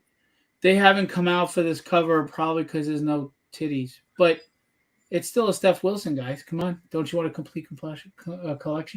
How dare you not be completionists? It's not Brazilian. Mata Zapata, M Zapata Art on Facebook and Instagram. Nice action. Shazam. Stretch goals that we are not going to make. Sorry, guys. It is what it is. Well, damn, Phil. They don't want free stuff. They don't want free stuff. What am I going to tell you? Way to be a bummer. But hey, Dynamics isn't your thing. We got you covered. We have Legendary Illustrations art books. And all you have to do is click this video right here, and it'll show you samples of what's in the book. But wait, it gets worse. I can show you other art samples at the bottom of this page. If you scroll up. Hey, have you not checked out the book that has Chuck Dixon, Peter David, and Howard Mackey telling you it's well written? Tragedy. Have you not checked these out? Ian Churchill cover. We've got Will Spatasio covers. We've got Tyler Kirkham, Mike DeBalfo, and Jose Luis with John Livesake inks and Alex Sinclair colors. I mean, you can get Tragedies chapter 1 through 4 right here. You're caught up, ready to go for 5 in May. You can make any one of these a virgin. I always use the Steph Wilson because of the irony. Make a virgin or a foil. And here are some art samples because we have original art tier commissions. By the way, this piece is still for sale, just so you know. This gouache painting by Will Playton, who is here live with us now. Absolutely beautiful. There's Ricardo Silva. That is in the art book. Kenny Calderon. That is awesome. That is in the art book. Oh, yeah. Just to show you what you get. Yep. Rod Rodolfo. This is in the art book. Just to show you what's in there. Robert Powers, the Ghost Rider Wolverine mashup. This is in the art book, just to show you. Strife, I think this is in the art book by Carlos. Yeah. Oh, you going to bed? I love you. It's okay. Tomorrow's a better day. I love you, kid. And Bear, I love you. God bless. I love you too. I love you, baby bear. I love you too. Will you try to take us roller skating at least? I'm gonna see what the day holds tomorrow. I'll make the best effort, okay? Will you promise to try your best? I am not promising anything. I will try my best. Yeah, that's promising. Now to get try your little best. butt to bed. Good night, Daddy. Good night, I love you. See you tomorrow. Tomorrow is the weekend. I get to sleep in. But you never sleep in. You get up at 7 o'clock every morning and drive everybody nuts. Good point. You but bounce now I around like a wanna nut sleep job in from the because second I'm you open your tired. eyes. Anyway, so I'm telling you, Bear wakes up and she's 1,000 miles an hour from the second she wakes up. There's no reserve. Anyway, sorry. Then we've got Bill Lutz, Dr. Doom, and all the different superhero families behind him. Shazam. We've got The Pit by Jim O'Reilly. See, this is a perfect example of what you can get. We're doing single figure, full figure of choice with background inked for the 225, right? This is, Yep. I mean, what are you going to, 11 by 17 for 225? Guys, people are charging $300, $400, $500 for these things now. Art is going through the roof. We're giving you a steal here, and you'd be supporting the artists and my campaign. They get 80%, I get 20%. I'll divulge it. I don't give a shit. And look at this detail by Alex Sarabia. That's just incredible. Imagine what you'll get from Alex. No stick figures here, guys. No sir. phoning in art. We do not phone in art. You spend money on us. We don't sit there and say, well, it was only $225, so we're only going to give this. These guys take pride in everything they do, and we set the price. We honor the price, but we give you 1,000% on every price, period. Yeah. No phoning in here. So go get some art commissions. Models Zapata, he has an 11x17 option, and he has a 9x12 bust option. What's the matter? What's going on? What's the matter? Whose ass I gotta kick? What's wrong? Still upset? It's fine. Fine. I think you need to get some sleep so we can go tired. Tired is okay. Sorry, guys. So good. So Motto does a 9x12 bust. Now he threw gray tones in here. Gray tones would be extra, but black and white he'll do. So, and then there's what he does, 11x17. Again, the gray tones are extra. But we have all these art tiers, guys. We're not playing around. And the art books. You can get art. If you don't care about the dynamics, you can still support and have it live on by getting, while you're supporting artists, by getting these original art commissions. Kevin Stewart, look at that Ghost Rider versus Spawn that he did. Kevin's back in the fold. Dumbass. Kevin's a good guy. I was on the phone with him yesterday. He's a good man. And he's a really talented artist. I mean, look at that. That's so cool. Spawn versus Ghost Very Rider. cool. Yeah, and just look at the lines, the action of the chains hitting the ground, the backgrounds, perspectives are on. You can get, and it's not digital. This was done digitally, but he will do a traditional. They're all going to do a traditional pencil and ink to paper commission, and you can talk to people like Lance Stewart and Terry and Chris Miller. These are all people that get commissions regularly, and they're very happy with them. Just finished Lance's Dark Claw a couple of days ago. Yeah, and it looks beautiful. I mean, look at the level of talent you have here. What are you waiting for? And Rob Powers, he can draw traditionally, and he will. He's going to draw traditionally for you. It's not digital. None of the commissions are digital. We don't sell prints for $225. That's bullshit. Yeah. We sell art for one of a kind original art for $225. There's no chains that could be hacked. There's no bullshit NFTs. We don't sell prints for $225. But we will have prints for $15 to $20. Anyway, yeah. And who needs a $15 to $20 print when you can get an art book that has 40 of them for $20? Oh yeah.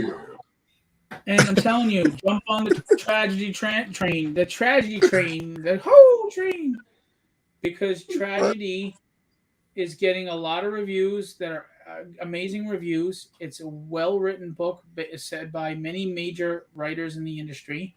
The art is top-notch. We have top-notch artists doing covers, if that's your thing. So what are you waiting for? Come catch up on Tragedy if you haven't gotten it yet. All 4. Get on it. Yes. Art books right here. Doesn't have to be the dynamics. There's so much on here for you under Fillable Publishing that you can get. Maybe the dynamics isn't for you, but maybe you've got a niece, a nephew, a son, a daughter, a cousin, anybody. Maybe the kids that you babysit will enjoy this. I promise you, it is age appropriate. But at the same time, it's not boring for an adult. It's just as fun. Put your money where your mouth is. Give it a try, huh? Nah, Shane, give it a try, Shane. I'm not going to play with you, Shane. No fucking around here, Shane. All right, so here's the trailer.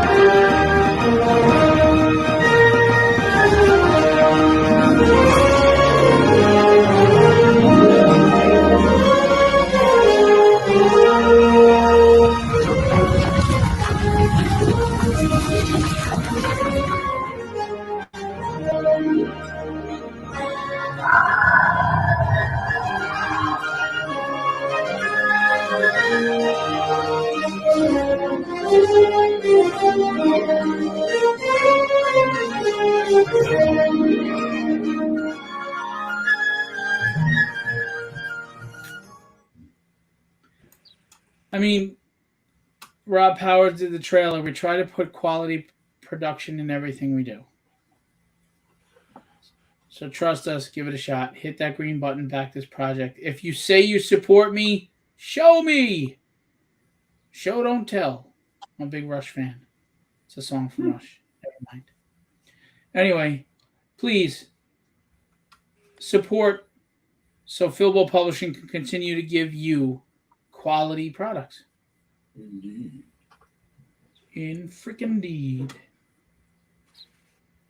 And this here is the link.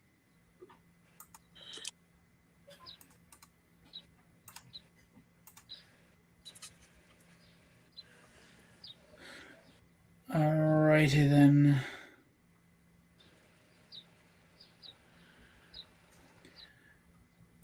So let's look at what these guys got going on again one more time. Will. Wow, that's looking cool, Will. Love it. Time. That beast that shall not be satiated in the background. Mm. Indeed. That's gorgeous. Thank you. Thank you.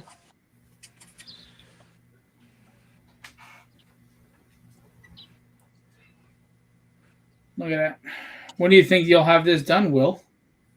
I don't know. I'm going to give it my best. A lot of detail. Yeah, I know. So a lot of that is layers and time, and You figure maybe by Monday? that'd be amazing, but I don't know. There's a lot in here with his armor. That's going to take a bit. It's going to take a bit. The background, like you can see, I can fly through the background because it's putting in shadows, tones, a little bit of lighting and detail. But when I get into the detail of his armor, that's do a bit, let it dry. Do a bit, let it dry. So that takes a little bit of time. Sorry. And you'll work on pages in between while it dries? Yeah, well, I'm working on what's that page I'm working on at the moment? Page 5. So that's page 5 at the moment. Fantastic. Look at that wing work. Can you close up on the feathers? Nice. There you go. Very nice. There you go. It's crazy, yo. It's crazy. It's got a Dave Finch kind of quality in the feathers. Oh, wow. Thank you. Crazy, yo. That's some crazy shit, yo. That's gorgeous. So put on the helmet. I'm just doing that middle panel, and then there's the bottom area there. And then look, when you go back to the wings, how we have the metal protecting the base of the wings, right? It's just cool stuff. That's Withered coming in March, guys. Let's do this. Get some.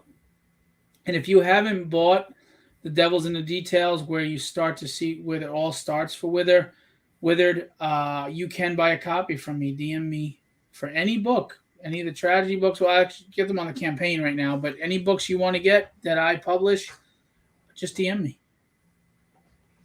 Indeed.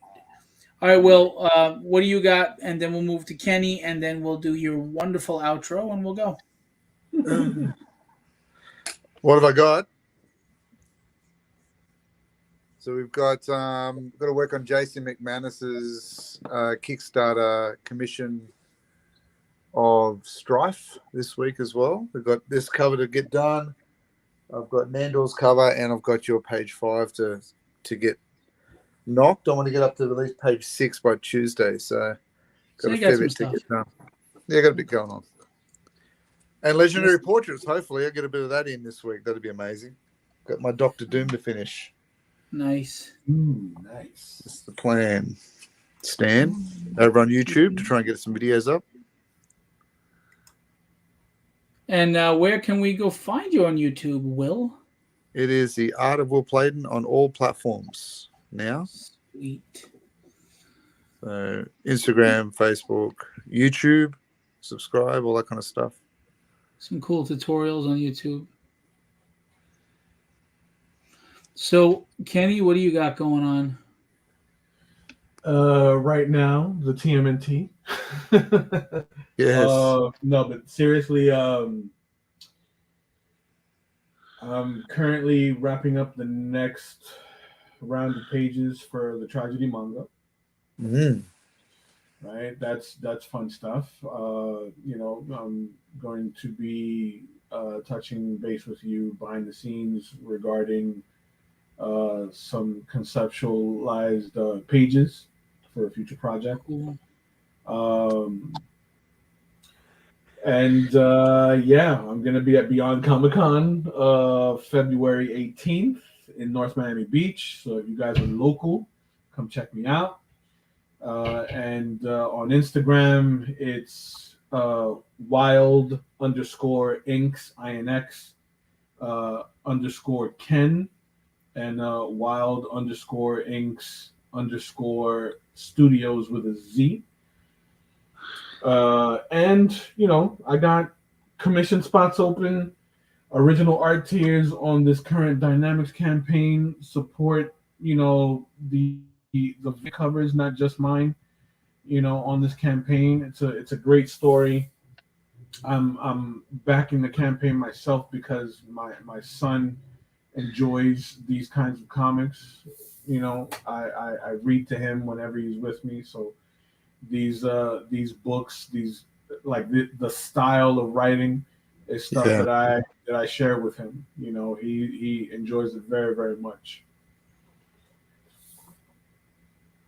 Very cool. I Kevin backed it just because showed I up. wanted the sketch cover. That's why I backed it. Yeah, but Plain and simple. you guys could have just got him. I'm not going to charge you. No. Kevin just showed up after we just shouted him out and talked about him. Now he shows up. Oh yeah, fashionable. And yes, Gerald, of course, DM me, buddy. We'll show you artwork before we close out. What's Sorry, Gerald's I've been on under the today? weather and I'm really, really exhausted. So forgive my lack of energy and my curmudgeon attitude today. Yes, his Send me, Gerald. sweet candy nuts aren't that sweet tonight. Dale Candy Nuts. Stale candy nuts. Stale Candy Nuts. Oh wow!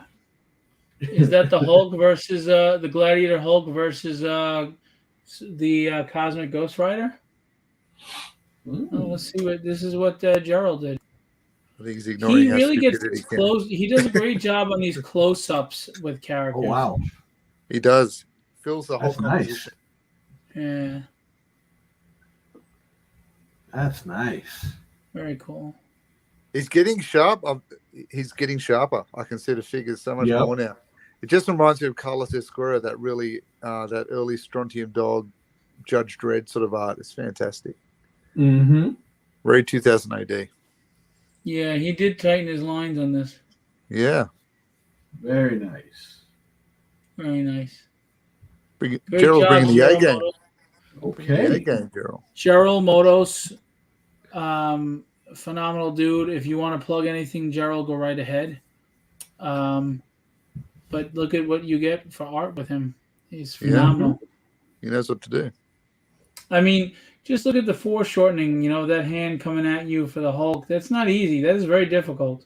And then to put a full body and then the Hulk's 3/4 in this one page and make it work, that's not easy. It's tricky stuff. Yep. Yeah, Jinkies, that's some great shit, man. Jinkies. Is that a Velma? Did you? Yes, Yep. by the way, I'm sorry. Terrible. But are you fucking kidding me? Yeah. I mean, I'm not even talking about the race swapping, whatever. I'm over the race swapping thing. I'm not a big fan of it either way, but fine. But it's not funny. She's mean as shit. It's just a bad show. I have no idea what you're talking about. What's happening? There's a show on HBO Max, Velma. It's based on Velma from Scooby-Doo. Oh, yeah. Scooby's not in it. They race swapped everybody. They made everybody an unlikable jackass character. Good. They made Fred like this spoiled rich kid who doesn't know how to feed himself, and they make penis-sized jokes about him all the time. Great. Is that It's kid friendly? sad. Yeah. No, it's not. It's not for children. And to be honest with you, it's so shitty. It's not for adults. Nobody should look at this. It's just. Is it animated? Is it? It's animated. Oh right. God. It's honestly it's everything that people are complaining about and hate in today's entertainment. Oh, good. So let's make more of it. Yeah, well, look, don't get me Exactly. wrong. There are some shows that people are throwing the vitriol at it that don't really deserve that level of it. People just jump Right. on a bandwagon and they go. This is deserved. This is a This is piece justified. of shit. This show is a piece of shit show, and then they're doing what they always do. They're saying it's the toxic fandom. That's the Oh problem. right. Yeah. Yeah. Okay. Terrible. It can't be the Doing fact that it's a terrible fucking show. Yeah. Doing the Last Jedi. Right. Okay. Yeah. It's written like listen. This makes the Last Jedi look like The Godfather. It's a piece of crap. If I could pull the animation off the screen and wipe my ass with it, I would. Oh, Yeah. those cells are a bit scratchy. I don't know if I'd do that. It's bad. It's so bad. I don't know who greenlit this. I'm sitting here struggling to get quality stories off the ground, and they get to Yeah. put out that shit and Yeah. make money. There's a bit of that going around. And Yeah. it's just frustrating as a creator, as an indie creator who can't get the eyes on his stuff or get people to take a chance, because the dynamics is a billion times better than the crap that they're putting out there right now. But I'm scraping the bottom here, trying to make my way up, and they're getting carte blanche, and they're getting Netflix and HBO Max and going on what you're saying before, Will, they're regurgitating the same shit instead of looking at these new creators that are giving you really quality stuff. I mean, not just me. There's a ton of indie creators out there that are putting out beautiful, amazing stuff, and they're just getting overlooked. No, Yep. people won't take a chance on them. They'll throw their money at proven garbage, but they're afraid to throw their money at something that might be good, might be garbage. Yeah. Mhm. Really? I think they're playing the violin on the Titanic. I don't think it's going to last. Yeah. No, They're it's just exhausted. Yeah. I mean, Joe Ryan saying it's a trash show. Everybody hates it. No one has rated it good, but yet we're all toxic fans. It can't be that it's just a shitty show with bad writing, and it's also not funny. It's actually kind of mean-spirited. It's very mean. It's like, this is your idea of humor. Well, again, it looks like a bunch of writers that were bullied or were treated poorly at some point in their life, and they're excising it out into this script. Right. They got to. They don't need to drag down the Scooby Doo property with it. Yeah. And that's the other thing. You're using Scooby-Doo because you knew that nobody would pick up this sad-ass story if you didn't 100%. skin it. 100%. So you had to put the Scooby-Doo skin on it to get the green light. Oh, it's a new, fresh take on Scooby-Doo. Scooby-Doo's not in the story, you lying Sacagawea. The fact of the matter is, you just used the Scooby-Doo thing to get it greenlit, because nobody would if it was just made-up characters. It's garbage. Yeah. I'd be very curious to see the age of these creators, whether they grew up with the original Scooby-Doo. No, they didn't. Because No, I know a lot of interviews show that they didn't even watch it. They don't know. Oh, show. 100% they did. I can't even. Let me put it this way. You ready? Uh-oh. Velma makes me want to watch She-Hulk. Oh, Can you There you hit go. She-Hulk? And people get mad at me for hating on She-Hulk. It's total garbage. Now, Ben Kenobi, I was disappointed in it, but I won't say it was a total garbage show. Boba Fett, I was disappointed. I wouldn't say it's a total garbage show. But She-Hulk, garbage. Velma, absolute steaming, flaming bag of shit on my porch. That's what it Oh is. yeah. Oh Steamy. yeah. Like they rated Velma worse than the live action Dragon Ball movie, Oh. which Dude, is this thing is so bad. How bad is it? This thing is so bad. It's just so bad. There's nothing else to say. It's just so bad. there's no redeeming quality at all. Yeah. There's nothing good about it. Nothing. Fred is the only white guy in the story, so he's a rich, spoiled guy. And they keep saying that. That's not me injecting anything. She keeps saying he's a rich white guy who doesn't know anything and everything's been handed to him. She keeps saying that. Why is he hanging out with her? Yeah. I'll be out of there. And the funny thing that's is, funny. Fred is kind of a turd, but he's the only one that tries to grow as a character in the story. It's just garbage. Yeah. It's just garbage. It is so bad. It's like the worst smelling diarrhea that makes the paint peel off your walls in your bathroom. It's just Well, You ever have that guest come over and blow up your bathroom? yes. That's Velma every episode you put on your TV. I think I need to watch it just for the horror factor. I'm not even caring that, look, they made Velma Indian. I don't give a shit. They made Shaggy black and they called him by his real name. I don't give a shit. You know, whatever. But you don't have Scooby in it, one. And two. What's his real name? I forgot. But I forgot his name. But you made them all assholes. It's not a funny show. It's very mean-spirited. And it's racist as all hell. Mm. I always thought Shaggy was his real name. No, Yeah. it's a nickname. He has they called him by his real name once or twice in the original cartoon. I forget it. Oh, really? I forget it. I gotta look it up, but my daughter took my phone. Hang on, I'll look it up. Look it up right now. I can't remember. Hang on. Shaggy real name. Orville. Orville? What? His name is Who names a Orville. kid that? Who names a kid that? But Parents either don't way, like the they don't call him Shaggy, they call him Orville. And Shaggy was kind of Norville, that's it, not Orville, Norville, sorry. Well, I Shaggy suppose if you was, think about it, the original, he was like 1960s, wasn't it? When that came out, 70s? Yeah, he was a 60s hippie, like stoner, yeah. So think about his parents, their age would have been like post-war. That would probably make sense. Yeah. Here he's an intelligent, straight-laced black guy, but they made him a cuck. Like, he's in love with Velma, and he's all over Velma, and she treats him like shit, and he keeps embarrassing himself trying to get her affection, like making another simpy simpy guy. They make they make small penis jokes constantly about Fred and that he's a spoiled. They show him he can't even cut his food. He does not use the fork and knife right, because he's so spoiled and rich.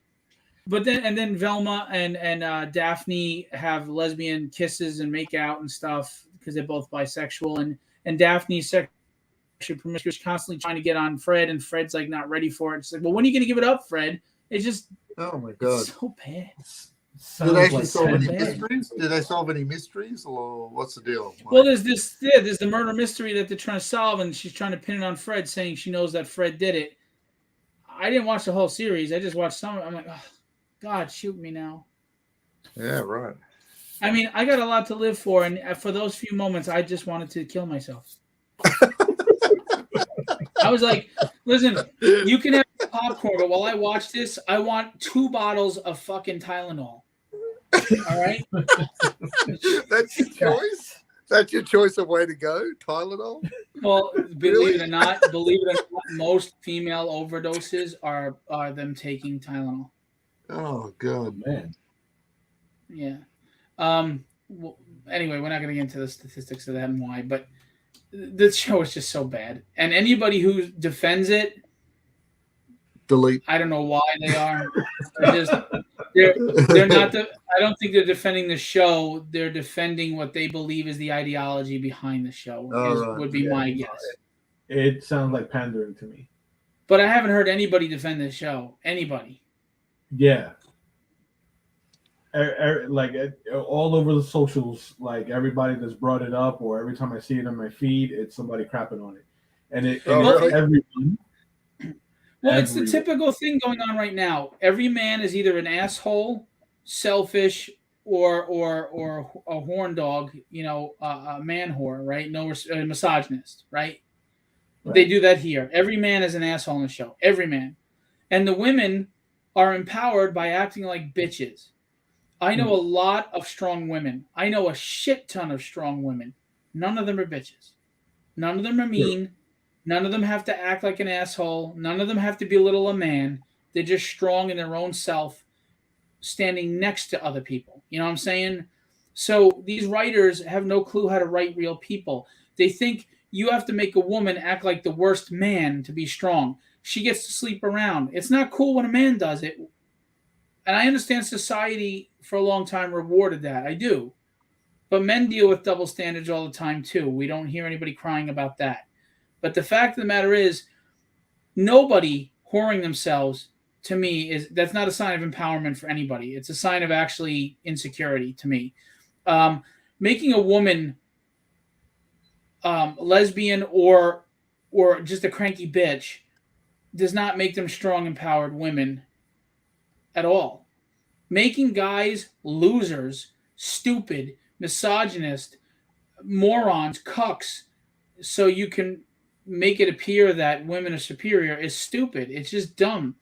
Men and women complement each other very well. Where we are deficient, women pick up the slack. Where they are deficient, men pick up the slack. That's why we're here together. We can do so many things when we join together. Men and women complement each other. We need each other. We need each other's strengths. We need each other's weaknesses. We need each other. And when we can work together, we can conquer anything. But these shows try to divide genders. I'm sorry, they do. They try to make men and women fight. They try to make men look this way, women look that way. And you're not empowering women. You're making them look bad. Did anybody like Galadriel? She was a bitch. Nobody gave a shit about Galadriel. She was a mean, pontificating jackass. Am I wrong? Nope. But in the original Lord of the Rings movies, which were close to the books, she was powerful and majestic and kind and gentle and wise. They have no clue how to write women anymore, and it's women writing them. Yeah.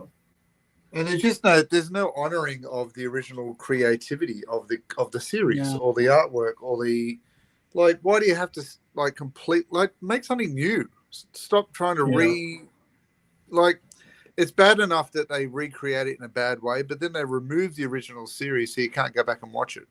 Right. And then on top of that, they blame you as the toxic fan because the show gets bad reviews. But, It's it's can't not be enough that it's a you bad go, show. "Well, I don't It's you're like." just a toxic male. Yeah, but you can say, "Oh, look, I don't like the new Star Wars." Okay, well, go watch the original. But Right. but it's right. I can always do that. But it's almost like this thing here is like, I can't go watch the Flintstones because they removed it, or like I can't go watch Looney Tunes because they took them all down. So Right. you don't have the choice to go back and revisit the stuff that actually made these things funny and popular and pop culture.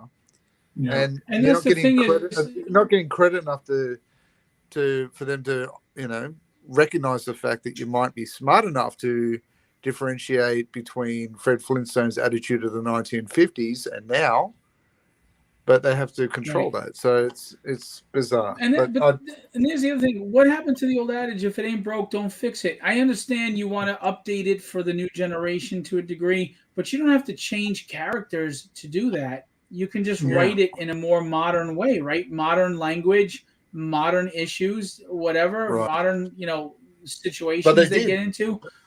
they updated the Flintstones. They made the Simpsons. Mhm. So Right. they don't need to. It's make something new that can be seen as the next generation's. As you Scooby-Doo. say that, don't ruin Scooby-Doo. as you say that, look, the next generation's Incredibles. Yeah, there you go. Shazam. Shazam. Look, I know every creator thinks their work is the best. I'm not saying my work is the best. I'm asking you to go find out, and you tell me. And you'll agree with them. Yeah. No, look, if someone would come to me and say, with an objective critique, now I'm not going to listen to, I didn't like it because it's just not my genre. Well, then of course you're not going to like it. That doesn't mean it's not quality. Give me a critique. Like if you came back and said, it was good, but the writing, I thought the pacing was bad, or this was a problem, and you give me constructive criticism, and then maybe even come back with a suggestion, I'm all ears. I don't get offended. I won't get upset. I will listen. I will take it in. I'll either agree with it or I won't quietly, but I'll appreciate the honest feedback, and I won't be butthurt over it, and I'll take it into consideration. I only get annoyed when people. I have people critique. Well, I didn't like it because I would have done this. Well, then write your own okay. freaking story, buddy. Write your own story. That annoys me. It doesn't upset me. Just kind of like, oh, whatever. Yeah. But Yeah. But you can't critique something, and this is another thing. People are blasting shit off a trailer. They're blasting movies off or whatever. I don't. I wait until I see it. Like the trailer for She-Hulk didn't look promising. I didn't say anything because you know what? Maybe I'm wrong. It's just trailers. But That's then I right. watch the show and I go, yeah, it sucks. But people have comments about things they don't even know what they're talking about. People pass judgments on things without checking them out.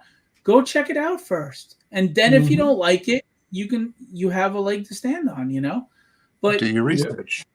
yeah. And some people may be like, oh, the art style, it is kind of kiddie, it's cartoony. Because it's playful, it's fun. That doesn't mean the story is not going to be solid. No offense, but League of Extraordinary Gentlemen, which is considered very highly one of the best written stories in comics, the artwork was horrible. It was freaking horrible. I could not even make out what I was looking at sometimes. I couldn't get through those stories because the artwork was so bad. But yet someone's going to turn a book away because, the artwork's a little too cartoony. Give the story a try. I mean, The Incredibles, that wasn't cartoony artwork? You watch how many Pixar films and how many DreamWorks films, and you walk away loving them, and you're going to tell me you had a problem with the cartoony artwork? Yeah. I don't get it. I don't get people. They will throw money at garbage, and they will snub their nose or ignore or not take a chance on stuff that could very well be good.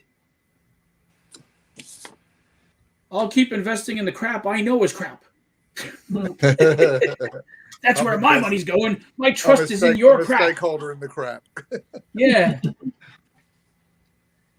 And I'm telling you, if anybody watches this video and they say I sound like I'm just a bitter bastard, right now I'm just tired and I'm feeling bitter. Yes. Go buy my book. If you read it and you like it, then you can say, all right, this guy, you know what? He may sound like a bitter bastard, but he was making sense. If you read it and you don't like it or you think it's not quality, you can come on the show and you can tell me why the book isn't good and why I should shut the hell up. How do you like them apples? All right. Guys, I got my Irish up. I apologize. And I did it to myself because I'm the one who said jinkies. Indeed. God, it is the epitome of what is wrong with entertainment today. Yeah. On all platforms. I mean, it really is. When we get past this ridiculous crap phase and we start getting back to quality entertainment as a whole, because there are still some shows that are good. Someday someone's going to be standing in front of a classroom talking about theater and animation and pop culture, whatever. They are going to show Velma to explain this era of shit. Yeah. Having said that, please support Legendary Illustrations. They work very hard. They're extremely talented artists, as you can see above. There's no playing around with these guys. Look at those turtles, and look at this painted this cover that's being painted by Will that he penciled first. There's I think I represent 11 or 12 people. They're all extremely talented. They can all do sequential artwork. They can all do cover work. They can all do commissions. We have likeness art, cartoon art, manga art, Western style, Eastern style. We have wide ranges of art. We have digital artists, traditional artists. We have colorists, letterers, inkers. And we can really provide everything you need for your book. Or we could provide you with that commission you always wanted, that character you love. You're going to get champagne quality at tap water prices. Tap water. So what are you waiting for? Yeah. I mean, a lot of people are phoning in like, oh, all right, his budget's 225. Well, then he's only getting this. We don't do that. Nope. We tell you the price, and every price we give you, whether it's 225, 300, 125, you are getting 110% into that piece of art. We deliver. And there are people that can attest to that if you ask them. As a matter of fact, Kenny, I'm going to get their testimonies on the website. Okay. Great I've got idea. testimonies from major people, too, that work with us. Marat Michaels is hired from me. Ryan Kincaid is hired from me. Billy Tucci is hired from me. So we have professionals that are saying great things about the guys at Legendary Illustration. Yeah. I'm back. My internet took a mega dump. We're no longer going to say mega dump. You're going to say, I'm back. My internet took a Velma. Jeez. took a jinxies. It took a jinxie. It took a jinkies. That's it. Jinkies. It took a jinkies. All right. Lead us out, young warriors. Is it Okay. all right? I think it. Be legendary. And have fun storming the castle. Oh my God, the way he says castle. Castle. You sounds like a hick. You sound I'm like a gonna say- redneck. I'm just going to say have fun storming the castle. All right, how it's No, meant to be said. Have fun There you go. storming the castle. Storming the castle. You gotta say it like the Jewish guy that he portrays. Yeah. Not castle. Castle. Castle. You gotta say quick. Have fun storming the castle. Castle. That's better. Castle. You sound like Edith Bunker trying to be a redneck. Archie! Stifle hair. All right. Be legendary and have fun storming the castle. She's